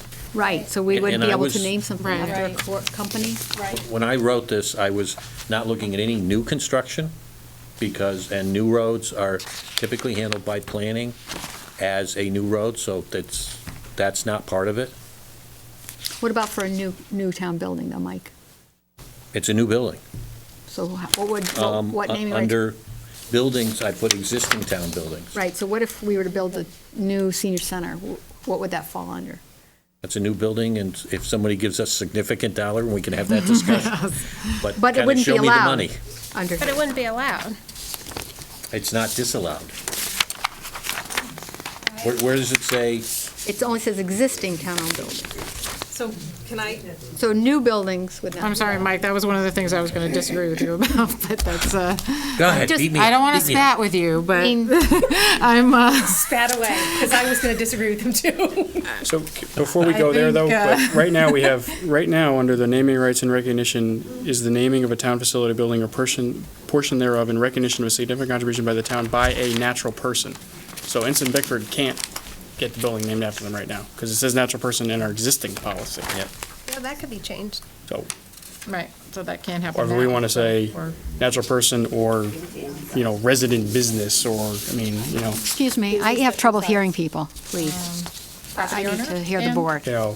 property owner. I don't think the intent No, is. excuse me, I'm applying to everybody. I'm not singling anyone out, but I can't hear the board members, and this is important discussion. Thank you. I don't think the intent is discriminate against anybody there. It's to clarify. So if, again, we're in the habit of amending this, we probably ought to consider whether we do want town-based business, and then we need to be careful with how we word that, because if they're not held locally, but they have a significant presence in town, how do we deal with that? So there's a lot to do here, so. And we just purchased the Ethel Walker Woods. Are we prohibited from calling it the Ethel Walker Woods? I know we've been kind of averse to it before, and I've beaten the subcommittee thing to death tonight, but we're gonna be here for another 45 minutes talking So about this. I guess I would just suggest that if, I would like to see the moratorium lifted, because I do think that there's some good projects out there, and in deference to Mike and the effort that he put in, I am comfortable if the board does want to refer it to the subcommittee. If the Board of Selectmen wants to refer it to subcommittee, I can support that, because that would at least give the public notice that it was coming here first and that we were referring it. And if we did add in the naming rights and recognition in the naming of a town facility, building, or portion thereof in recognition of a significant contribution to the town, if we put a period, I think that would leave it vague enough that we could honor a resident or a company, and we could revisit that, should we need to. And then I think if we, You mean eliminating by a resident or Yes. former resident, natural person that the town wishes to honor? yeah. And then if we accepted significant, I understand what you're trying to do. I guess I could accept that, knowing that it will be up to the board. And then finally, I guess if we were to take out existing town-owned buildings, I think that would allow us to name a new construction, which I think it would be clearer that the new construction would fall within the policy. So I think that with those changes, I'm comfortable moving So forward. taking out the word existing? Yeah. I think, I was scribbling all over mine, but under facilities for which naming rights may be awarded, I had crossed out existing, and I actually wrote new, because I thought saying new town buildings, and then provided that the interior features of an existing town building may be named separately. And so that covers both the interior of an existing building and a new building. Yeah, I think we're saying the same thing. I don't think you Yeah, have to be that that's- specific, Cheryl, because if we build a building and we wanted to name a room, let's say we built a new senior center, since we're talking about that, and we wanted to name one room for a company and another room for another company, this would be vague enough to allow us to Absolutely, do that. yeah. So I think that would be fine. My only other comment was I thought that perhaps we might consider limiting those facilities that we name in recognition, so that we leave available for contribution, the big items. And those facilities that are available to be named in recognition, as like gardens, walks, athletic fields, facilities, concessions, locker rooms, paths, trails, and interior rooms, rather than the whole, So if you have. so that there's a difference between the two So you want to spike out recognition categories. versus, Yeah, what's the term, consideration? consideration. I'm not sure I understand it. Good question. Are you saying that if you have great wealth, you can have a building named after you, but if you don't have great wealth but have done great deeds, you can't? Not necessarily, but I thought, I was trying to preserve the consideration portion for very significant things. Yeah, and I think the difficulty is, I think it's well-intentioned, but we're not going to be able to come up with every scenario. I know, I just. That some future board may want to consider. Yeah, I And they can understand just it's- throw the policy out if they wanted to. I understand it's splitting hairs, but, I think the suggestions that were made were better clarifications, so if the board wants to move it tonight, I think with those clarifications, it's probably. What are we doing under the procedure? Based on what I heard was that after administrative review for the complete shall transmit the proposal to the Board of Selectmen. The Board of Selectmen must refer the proposal to a naming rights committee appointed by the Board of Selectmen. I'm sorry, does the Board of Selectmen retain the ability to reject it at the first meeting or no? Initially, yes, but now I heard later comments saying no. That it would go first to subcommittee, and then it would come back to the board for rejection. If that, I'm all right, leave it as a must refer to subcommittee or reject. oh, okay, all right, thanks for the clarification. Must So the board refer or reject. Must 'Cause I reject agree with or your scenarios. refer the proposal to naming rights committee appointed by the Board of Selectmen. The Right. Board Okay. of Selectmen may, Include members of Yes. itself or other members? Right. Okay. yeah, or additional Be members of constituted the at the public time. or other appointed by the commissions. Board of Selectmen. I don't think there's not, appointed by the Board of Selectmen leaves it vague. Yeah. That's fine. Yes. Is that everybody with me. comfortable with that? That people Okay. are comfortable with the understanding that it may be Board of Selectmen members included, and Yes. likely will, and other people. But I think for consistency, that it be we make that determination, we set that board is always there, regardless of, you know what I'm saying, the board doesn't get set, subcommittee doesn't get set when the proposal comes. Well, there was given Yeah. the last recommendation did come from Parks and Rec, it would make sense to have a member of the Parks and Rec. Yeah, no, I that agree. made the application Yeah. part of the committee, because that would be logical. So if it's the library, you need somebody from the library board. If it's Simsbury Farms, you need somebody from Simsbury Farms. Of the committee by which the. Let's just leave it, let's just leave it, we can put whoever we want on some committees. Right, Let's just exactly. leave Because it there at may that. be certain situations where you might want, like Cheryl as a community of care on something, and we might want Mike on a planning thing. I mean, there might be different members where we each have expertise. I don't think we should limit it to any two. And I think it's important that, I know the public probably doesn't understand why we're taking all this time going over a policy, but I think it's really important that we set a policy before we have an application. Yeah. And Yeah, that's really the key. so it's important that we, right now we have a moratorium, we have people who want to donate, and so I think it's really important that we move it and that we send a policy in place so that we're not making a policy to fit the next application. So I do think it's important to do that. I agree with everything here tonight. My only last plea is that we take streets out of this. I think streets is a bad idea for us to be changing the names of people's streets in this town. I think planning does that, or the developer does it when those developments are set, and I think that's the way it stay, because I would hate to see that get done for the wrong reasons, used for the wrong reasons, and 4 votes on this board can change a street with really no regard for anyone else's opinion. I don't think that's good power to have up here.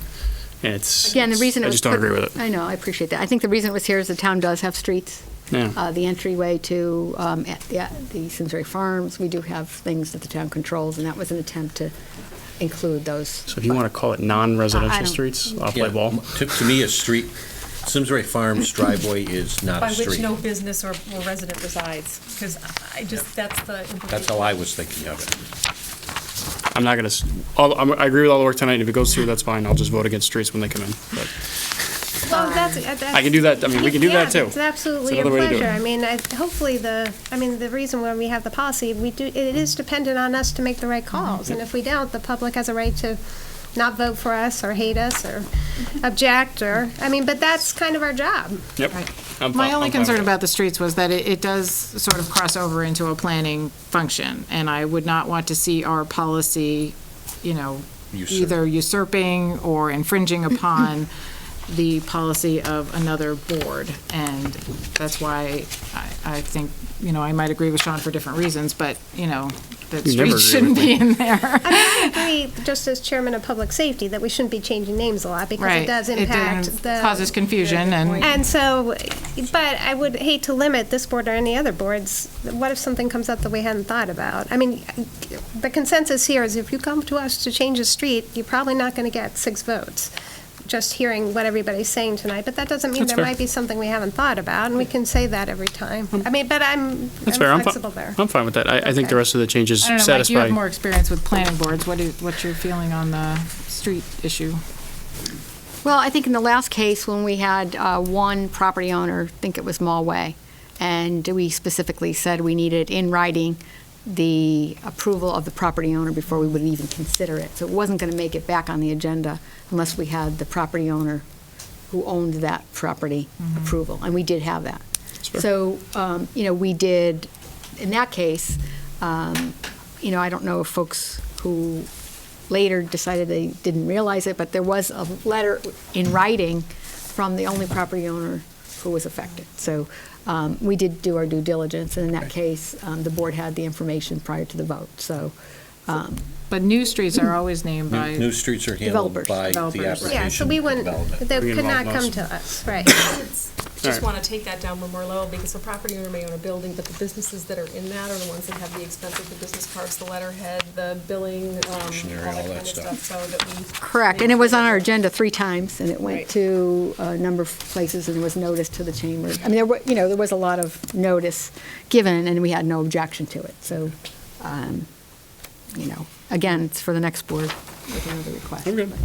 So I think we That was have, good 5 minutes ago. just a clarification, I think we have inclusion of the policy significant, deletion on page 2, after significant contribution to the town, period. The next item is the board must reject the proposal or refer the proposal to a naming rights committee appointed by the Board of Selectmen. Which can then, does that And then the language? Board of Selectmen may accept the proposal or request a call for additional, we would just leave it, the language as is. We would need to just take out that naming rights committee. So we would take out B, right? 'Cause We already- leave B in. The board must reject the proposal or refer the proposal to a naming rights committee appointed by the Board of Selectmen. Right.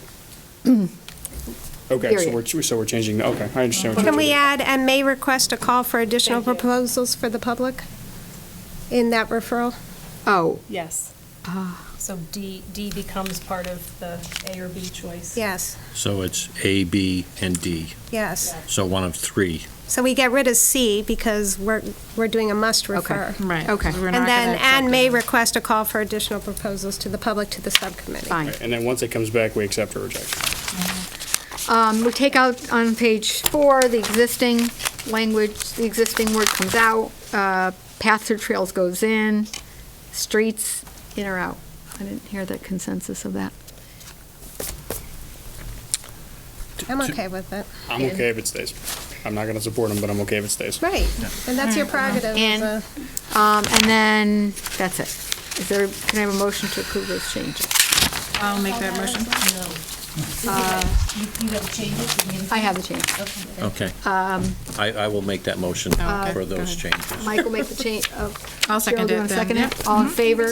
Aye. Any opposed? Motion carries. Thank you all. All right, thank you. For your thoughtful Thank you comments. for your input. Thank you, Mike, for your work on Next this. item is a senior center subcommittee recommendation. I'm sorry for the confusion. We did receive the recommendation from Dick Ostap. It was placed on this item, on this agenda, so the public could have notice of the report. The board has not had a chance to discuss it, so first want to thank Dick Ostap and all of the Public Building Committee members, as well as subcommittee members.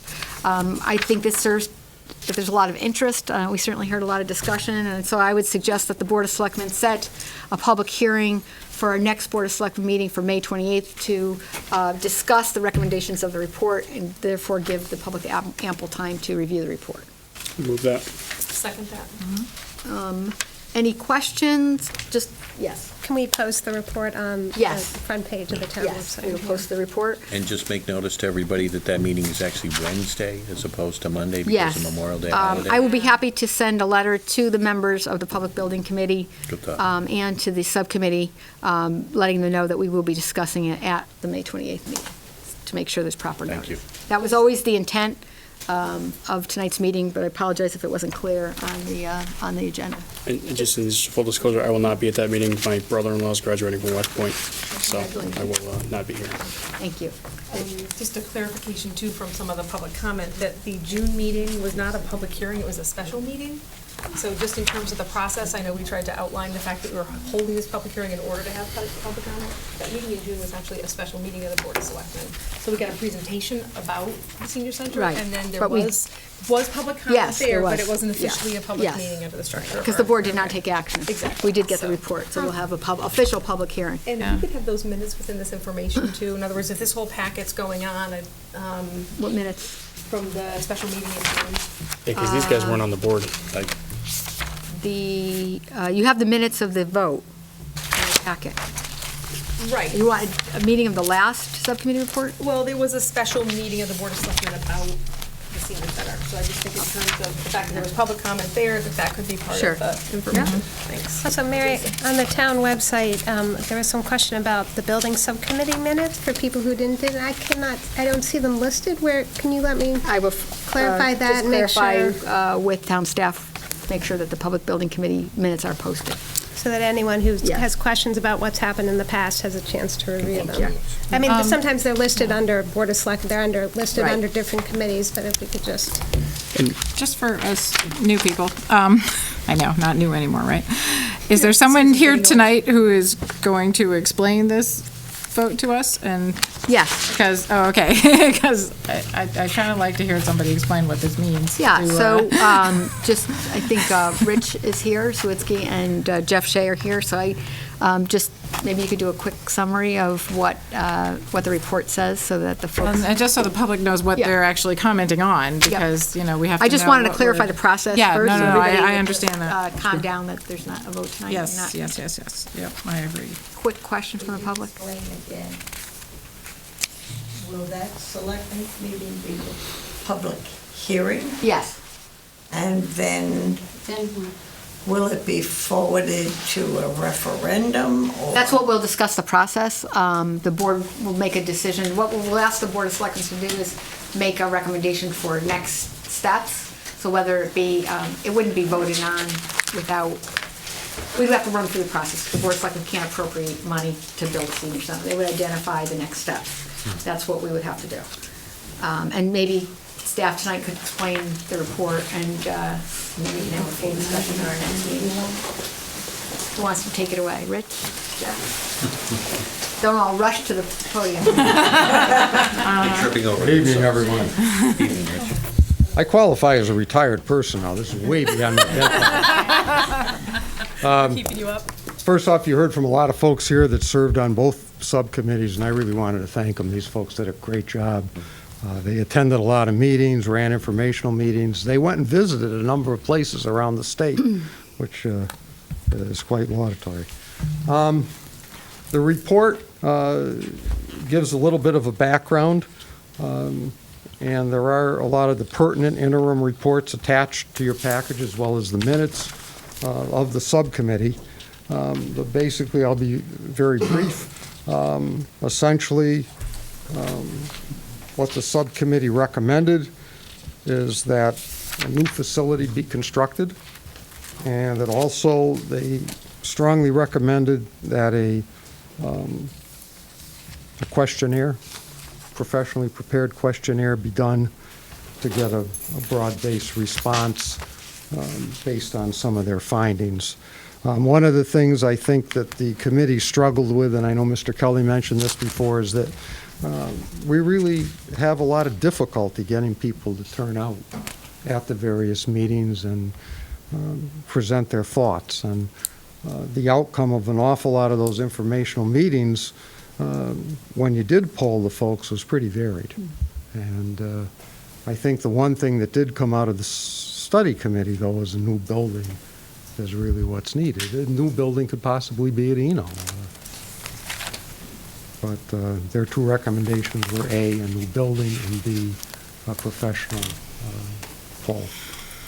Thank you, Rich. So just to clarify on the professional questionnaire, if we could have the information for our next meeting, who would do that and where it would go? Would this be something that we would send to every household? Is this something, I'm just trying to get a sense from the committee, how would you like the survey to be conducted?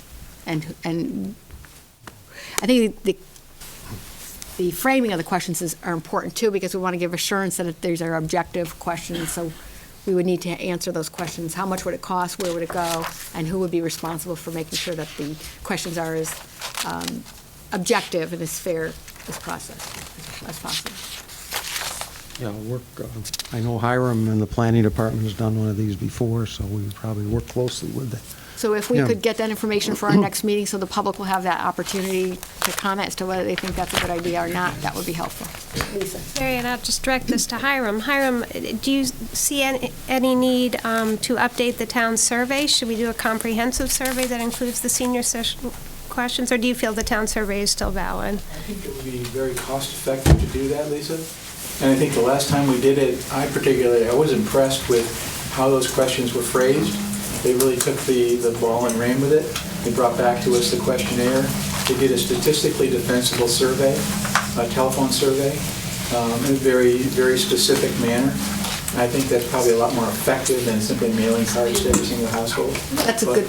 But I can talk to you about all the details later on. So if we could have that information prior to our meeting so the public has notice, that's helpful, Hiram, because we don't want to see ballot box stuffed with one group or another. I think if we did an objective, fair, and comprehensive telephone survey, then we would know there's some control over how many homes are called. And okay. Other questions? The only other comment I would have, if anyone wants to look at some of the previous reports that were done, we have quite a stack. They're all up in Jeff's office, but believe it or not, the first feasibility study for the senior center was done in January 1988. Really? Being the pack rat that I am, I happen to have one. I'm shocked, Rich. There was also a very interesting study done by the Connecticut Association of Senior Center Personnel, which is a profile of senior centers in Connecticut, which is quite informative. That was done in 2011.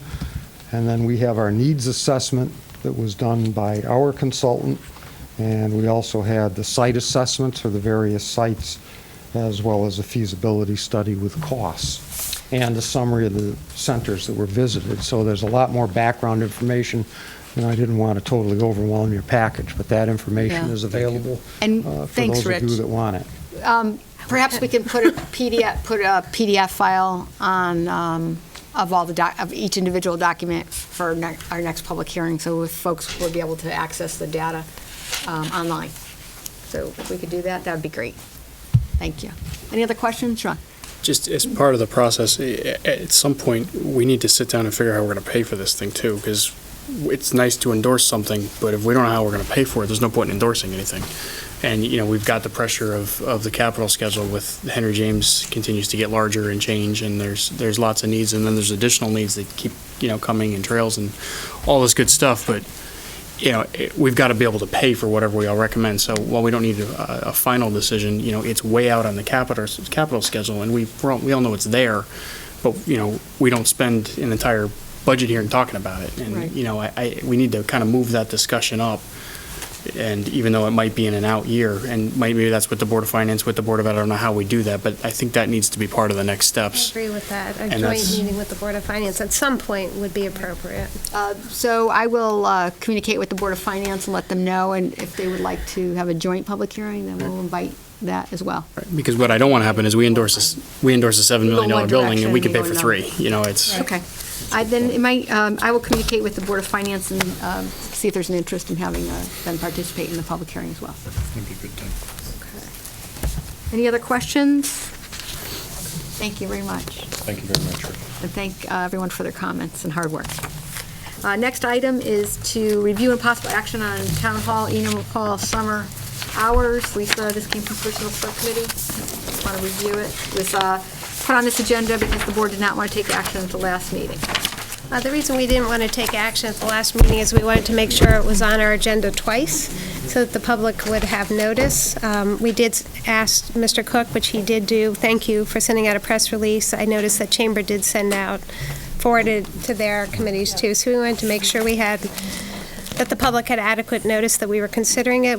This is also a very cautious move. This would just be a test through the summer, and we would reevaluate, and we could pick a date for the reevaluation at the end of the summer or the first week in September, and then make a final decision after we see how it goes and take additional hearing. We did look at other towns. There are quite a number in Simsbury who do this. This did come from the majority of staff. We did have a question about the finance department, and I don't know, Mary, if you had additional information as to whether it would be feasible to consider them for omission to this policy and have them continue regular hours, or? I don't know if Tom has any feedback. I think it would be hard to have one department open. We do have buildings that are separate for library and others. Again, I don't know procedurally how we would do one office. I don't know if I hadn't seen anything from the new Director of Finance, Mr. Mancini, so I was wondering what his input was. I think he's favorably inclined to this, but there are in fact two people in the finance department who expressed their opposition to it. There's unions representatives, Anita is here, and I think, sorry, the union rep for one of our CSEA units is here, and I think she can speak to their process on that. And the people who objected are in your union, the two individuals? One is. One is, and the other one is in? Is in another one of the CSEA units. All three units voted on this, however, and all three of the units approved moving forward with the proposal to the town. So they all have the endorsement of the union? That's true. Now, This was a proposal that did come from our staff. It wasn't Correct. a management recommendation. Right. and I believe you have the other, we received several more comments after the package was sent out to you, and those were favorably inclined. We did forward all the comments that we received. Right. I think we've been extremely open about this. We suggested it years ago. It did come back from town staff, so we've talked about it a couple of times now, and we are doing it for a trial period, so I'm inclined to, and I will, make a motion that we approve the amended hours as proposed for the trial period through Labor Day, September 2014. Do we have a second? I'll second that. Discussion. What happens at the end of the trial period? Comes back to the Comes board. back to the We're board. going to have another... Sort of like the naming right policy. I'm sorry. What was that? We're not not doing that to these people again. Don't say Well, that. what you wish for? I could go this way. Well, no, the only reason I say that is that we'll only have series, but we will have new hours at that point, and then we're either going to, I think, just going No, to we'll get end. feedback We can't just before. cut We'll it get off. feedback no, we'll get before. feedback So before. we're gonna have to have a It can date come. before the end of the trial Yes. period. Yeah. Yes. To Yes. decide, And- so that and- if we're going to continue, then. And some towns just do this over summer hours. Yeah, A lot of I understand libraries, that. a lot And of you might towns. so- decide to do that, Correct. but I That's just another want to make sure option. that we're addressing it before we get to Absolutely. the end of the Right. period. If this so goes, that we're not, if this goes south, it's going to go jerking south in people June. around in their Yeah, hours. and if it's not working, we'll bring it back earlier if we. The only That's question exactly I right. have for this board is, do you prefer to go through the personnel or come directly to us for the final input? I'm comfortable I with would both. prefer go with personnel, only because there's at least a little more chance for a dialogue, and if there's Fine. concerns, it could be vetted, if the personnel subcommittee doesn't mind, if you don't mind. No, I'm happy to think do it that. would Tom, be- if we could look at dates before Labor Day to schedule absolutely. that, and coordinate with Cheryl and Sean on Certainly, vacations.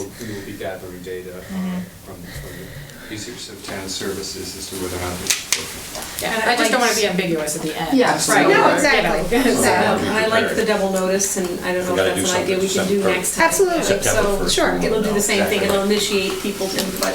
Absolutely. Happy to do Staff that. comments, public comments, Hiram's summary of really having a true understanding of what he does all day long and how he still stands, I don't know.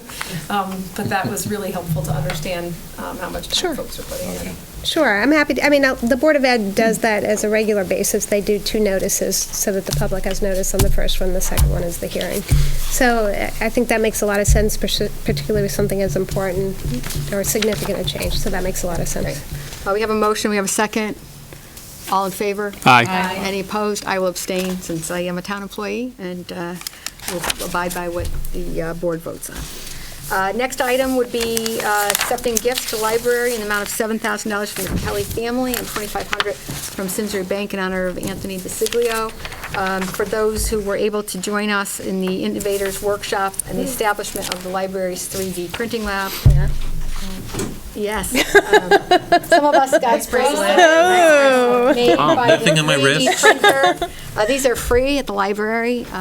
They are made by the 3D printer, and we were honored to have a ribbon cutting. I want to particularly thank Mr. Kelly who's here and graciously supporting the library in honor of your wife. We're very grateful. She would have been so pleased. I would only add that over 85 families in the area, mostly in Simsbury, are the people who funded that fund. 85. It's great. That's nice. Well, thank you. It's a wonderful Pretty cool. tribute. It is. And Thank if you haven't had a chance to get to the library and see the 3D printer, this is just one example, just in time for Memorial Day, for the holiday. But there are also doll furniture and just great examples of, there was one gentleman who has made an entire 3D printer out of 3D printing materials. Right. So if you can't imagine what people are doing, it's pretty cool. mind-boggling. So, thank you. So we need an official I'll move motion that. to Second. accept the gifts.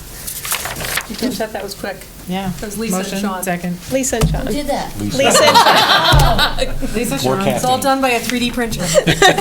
All in favor? Aye. Any opposed? Motion carries. Next is to accept another gift with our thanks from Norman Restine and the Simsbury Olympics golf program, and Jerry is submitting this. This is the Simsbury Special Olympics golf program, and it's a wonderful program. We appreciate the donation, generous donation, keeping this program working. Mike Wallace is working on a scoreboard, which was approved by the zoning commission, and the funds will be used to pay for that as well. Can I just say Norm Rustain is my neighbor, and his daughter Katie, who participates in Special Olympics, and that I've never seen a family so dedicated to an activity as this family is to Special Olympics, and it's been a wonderful thing to watch. You know, we've got to see Katie grow up with this, and she's a wonderful young lady now, and they all participate, and it's a great thing to see. Great. Cool. That's great. We're glad to work with them, and this was totally, not necessary, but it was very nice gesture, and we'll appreciate, we'll have a sign up there to acknowledge their gift as well.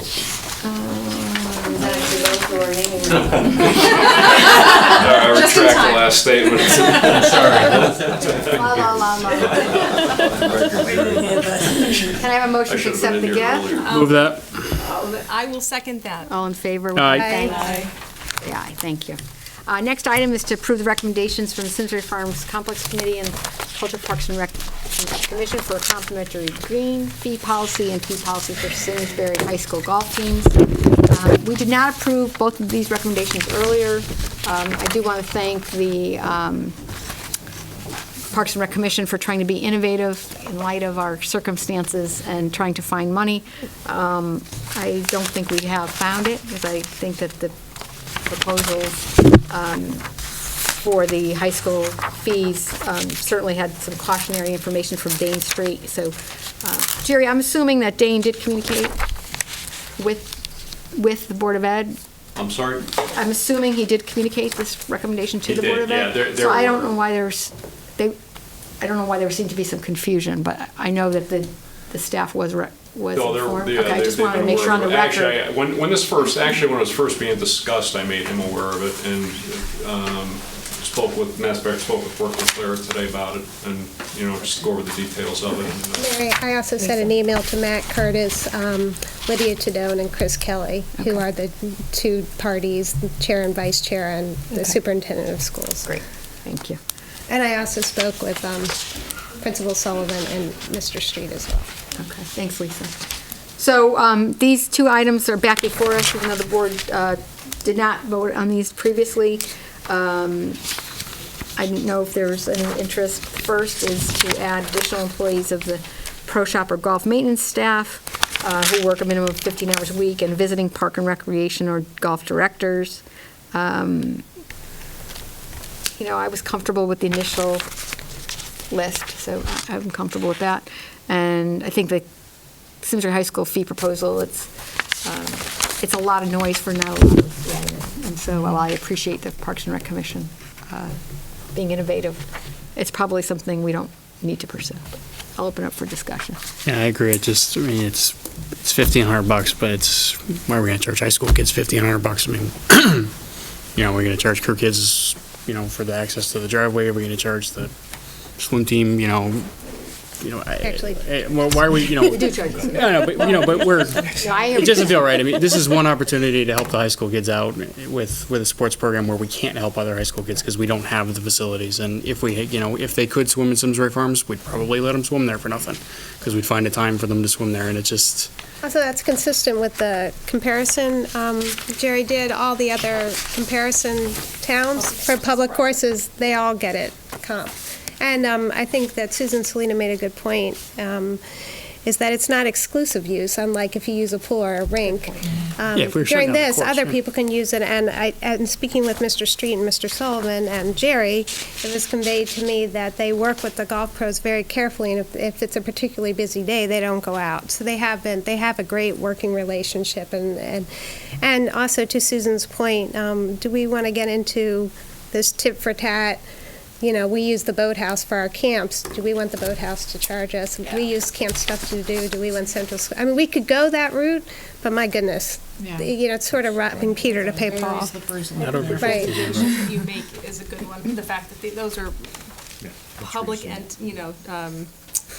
private organizations or entities that charge a fee versus these town properties or town entities that we have the availability to offer to these folks. So I would say I wouldn't recommend. Does the board want to make a motion to approve any of these items?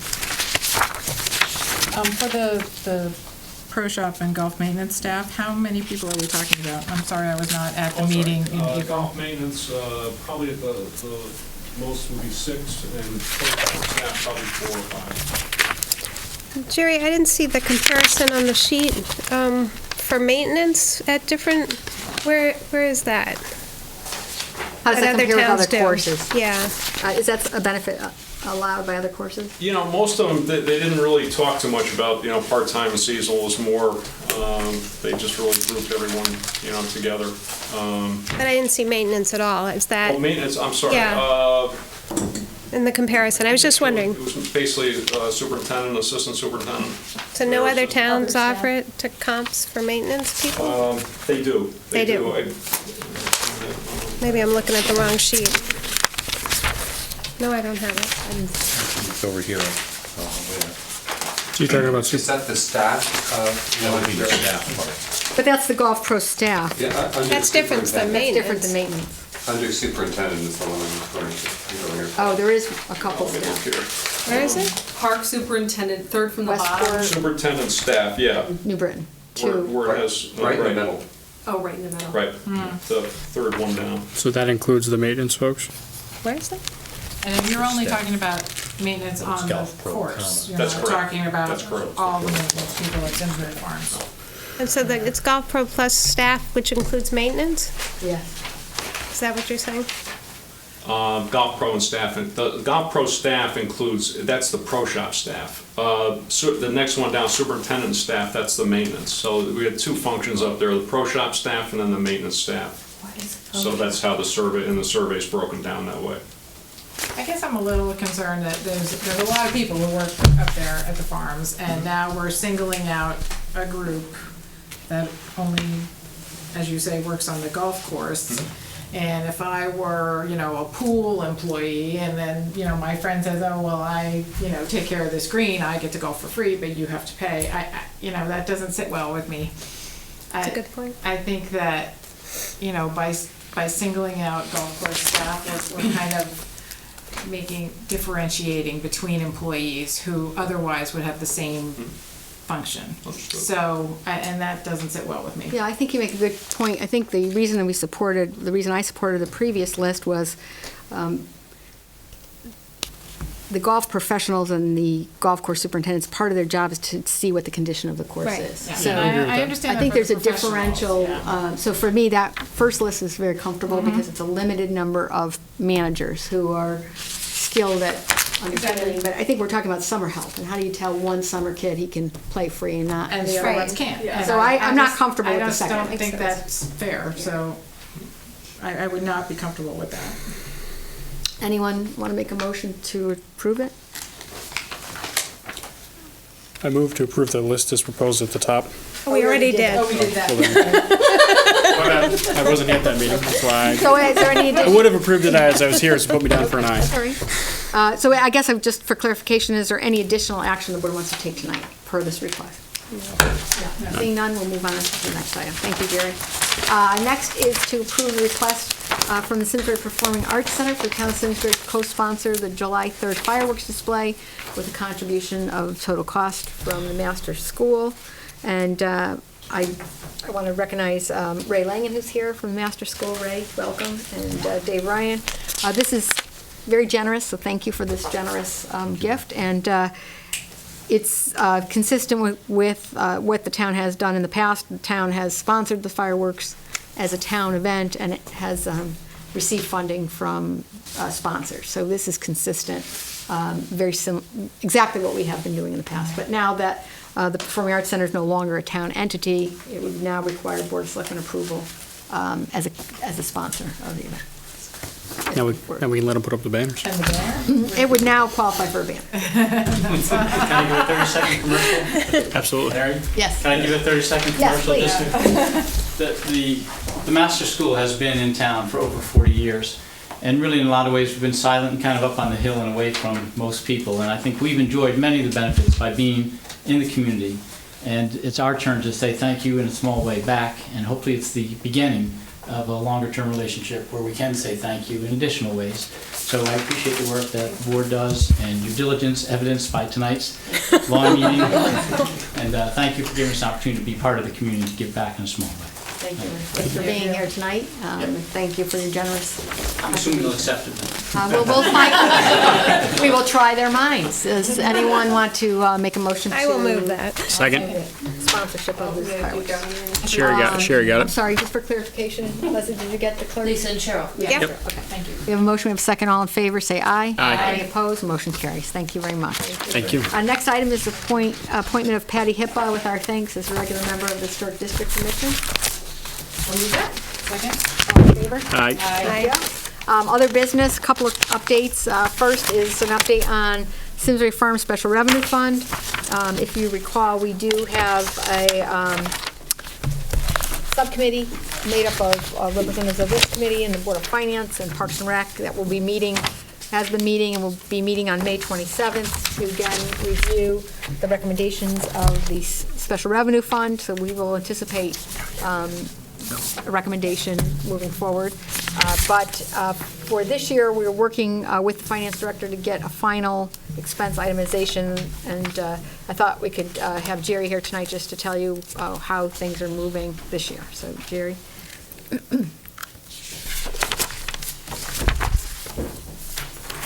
Well, I'm just passing out our summer Thank you. program guide. Give you a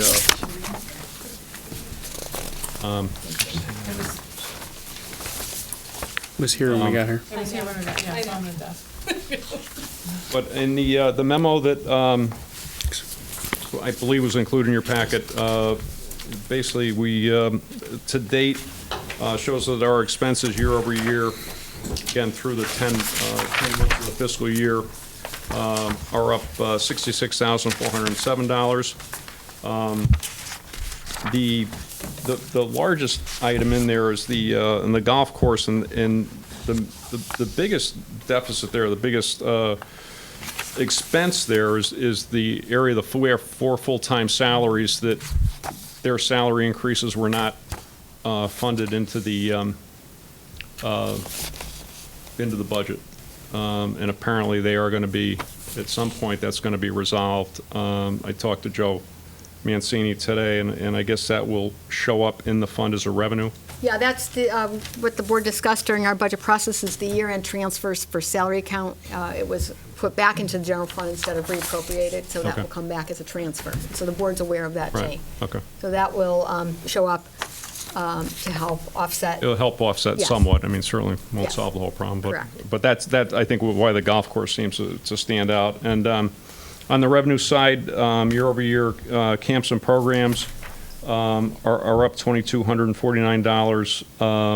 Simsbury Farms facility revenues are up $15,090. Golf courses is off $5,708, and that really is a big result of just this past April. We were up $11,000 year over year from July 1 of last year to the end of the season. Coming into the spring, we were $11,000 ahead, and April being what it was, we're now running about a $16,000, over $16,000 swing year over year. So we're behind compared to where we were last year. One of the things that, from a revenue standpoint, the next 2 months, or actually this month and next month, as said last year, we bring in about a third of our revenue because it's a very, very heavy time for camps, programs, pool passes, pool, swimming pool activities, things like that. So it's a very, this is a time that we rely, very heavily on, our program signups, our facility signups, and, we're running, as I said, the programs are running fairly even. We're a little bit behind where we were last year in pool passes. We talked about that at the Park and Rec Commission. I think overall I felt it was really more a function of the weather than anything else in terms of people not. But we did hold the fees, as you're aware. We kept the fees the same. So we're hopeful that, with a stretch of warm weather, and we do have a preseason discount that runs out at the end of May. We sold a lot today. Yeah, we did, as a matter of fact. We did. Yeah, we absolutely did. It was funny. Went online, and it was really, maybe people are thinking it may actually there may be a summer, I guess. So. But just in terms of the way we're marketing programs, and we talk a lot about the different things we're trying to do to promote, whether it be the golf course or the pools, the rink. But we have as I've spoken about, we have a database of over 7,000 families in our system that we, and if you're on them, we send out pretty frequent email blasts on our programs, and trying to let people know what the time frames are that they need to be aware of so they don't miss out. We've restructured our summer camp program. So far, it seems to be pretty well received. So I think there are a lot of, things that from a marketing standpoint, we're always trying to, to revise things. We do rely on, a lot of it is weather reliant. I think, hopefully we can get a good stretch now.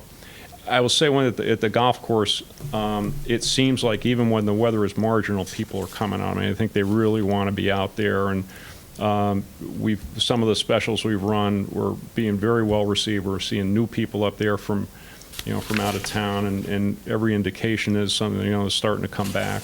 I think the improvements are on the course are really starting to help. So I think there's a lot of things that are,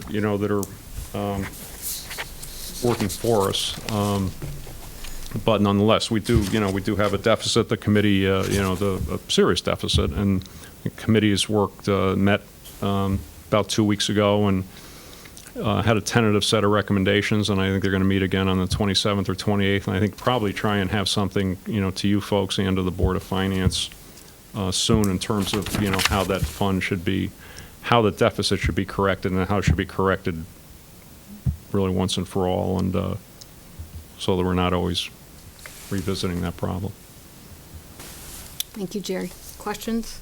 Sean? So, just come around and say, for the last 2 months, let's assume we're going to get $500,000 in revenue. That puts us at about 1.617. Right.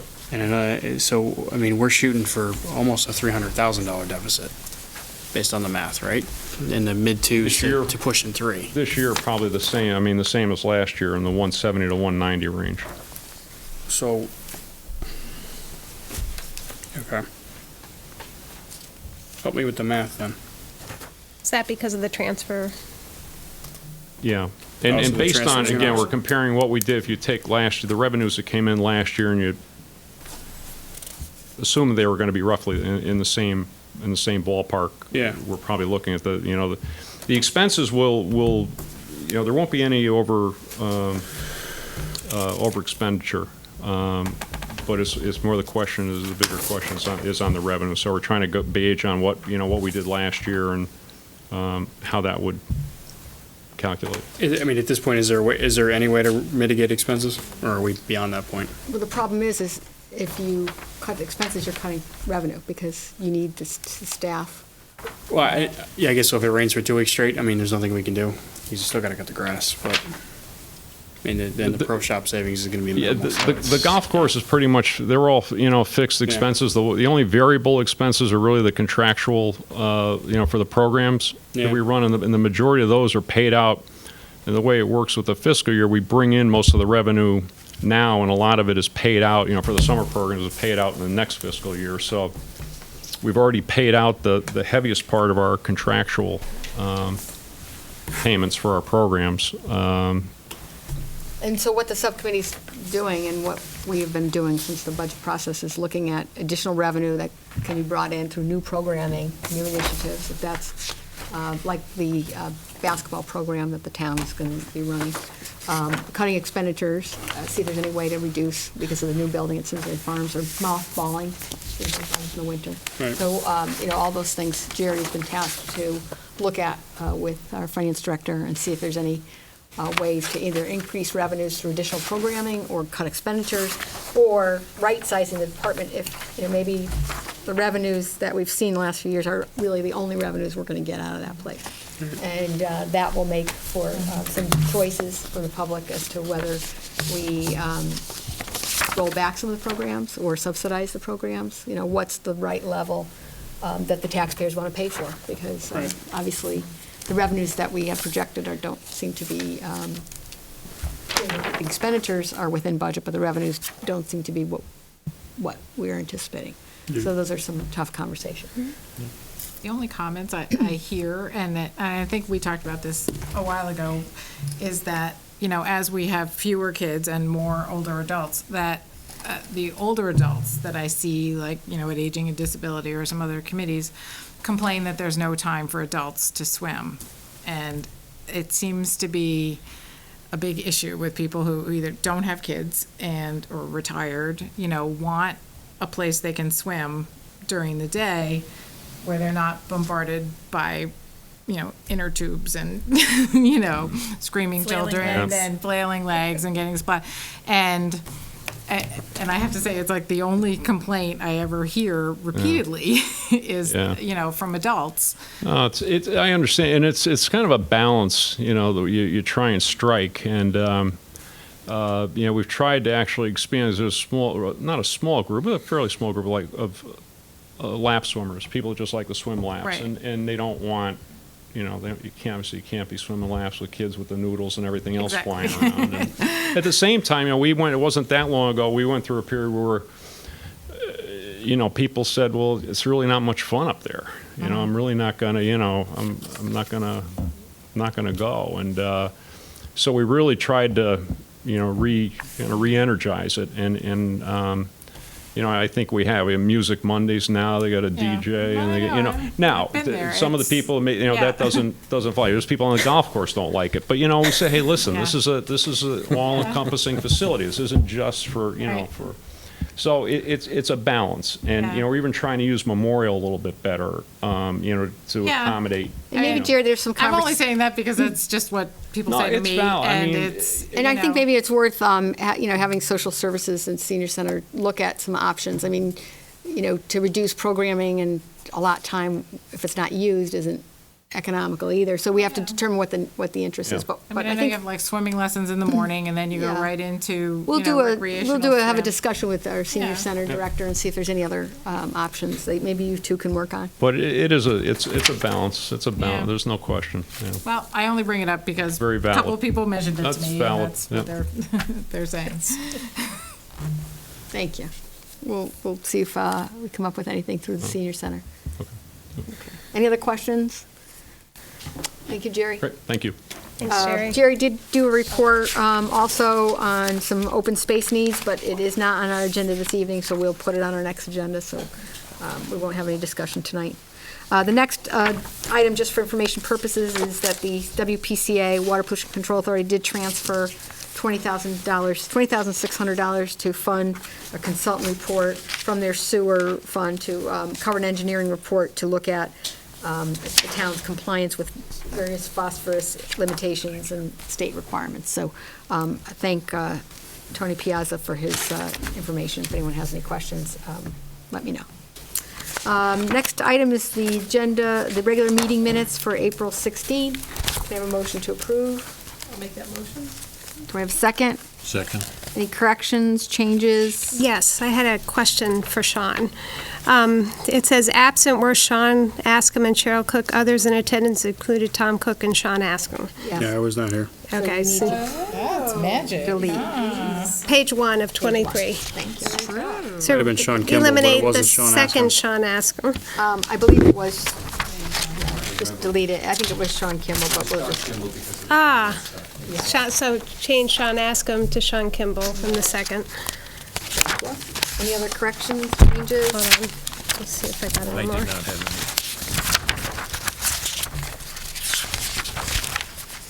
any. I had one on page 23. Ms. Hefner noted the Boy Scout Troop 76 made a terrific moving memorial ceremony in honor of Felix Del Greco. It was actually in honor of Felix Del Greco. One moment. That's above Felix Del Greco. And that's above adjourn. Oh, in honor of. Yeah. Yes. Oh. DELGRECO. I think so. I'll get it. I believe so. Any other corrections? I just want to add on page 3, when we talk about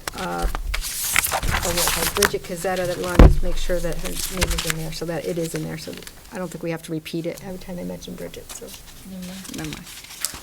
Any other corrections, changes?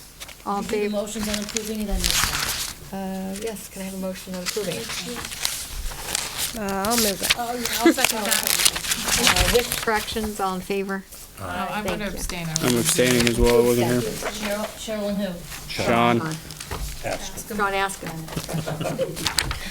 Next meeting is the minutes for the April 28th Board of Selectmen minutes. Can I have a motion to approve? I'll move that. I'll second it.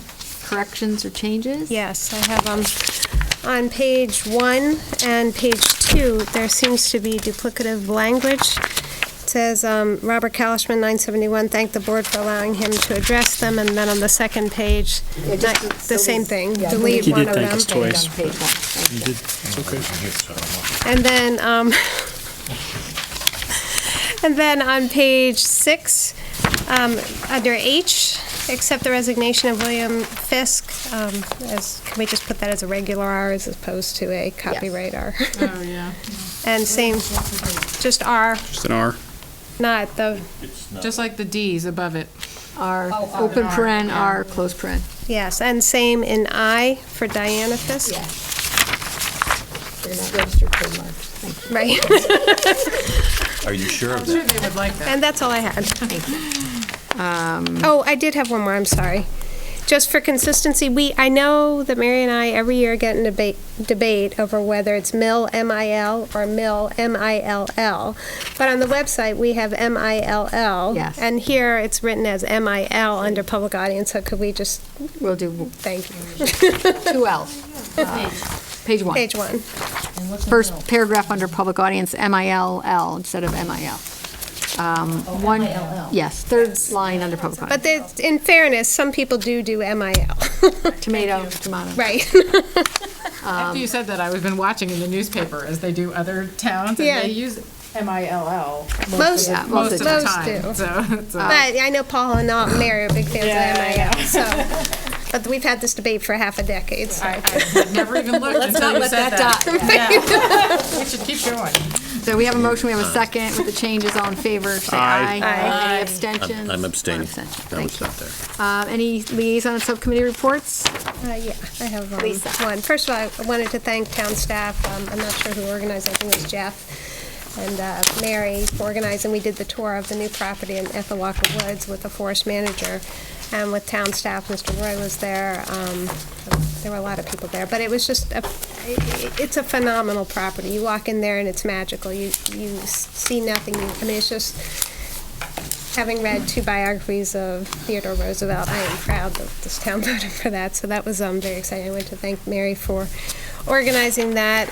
Just to remind folks that we did receive a letter from the town that Aquarian will be reducing its rates for 5.6% for the next 3 years because of an IRS settlement. I'd also like to publicly thank Barbara Dineski, who's been working tirelessly on this issue, for her advocacy. And just remind folks that we've got the Senior Citizen Art Night coming up at the end of May. Excellent. And looking forward to that. Thank you. Any other reports? Can I have a motion to adjourn? Move that. Second. All in favor? Aye. We are adjourned. Thank you very much. Oh, Mary, we didn't Can make you it. guys It's my fault. I think Jay Tom, we open Foster's. I know if it were open, I would be there. The Flat Stanley. Yes. Oh, we have to get a picture. Flat Stanley needs our. Just get with Mary. Let's get it. Mary has it too. Let me just, Mary, we need the changes to the naming policy. Do you want to confer with her? I wrote them, but.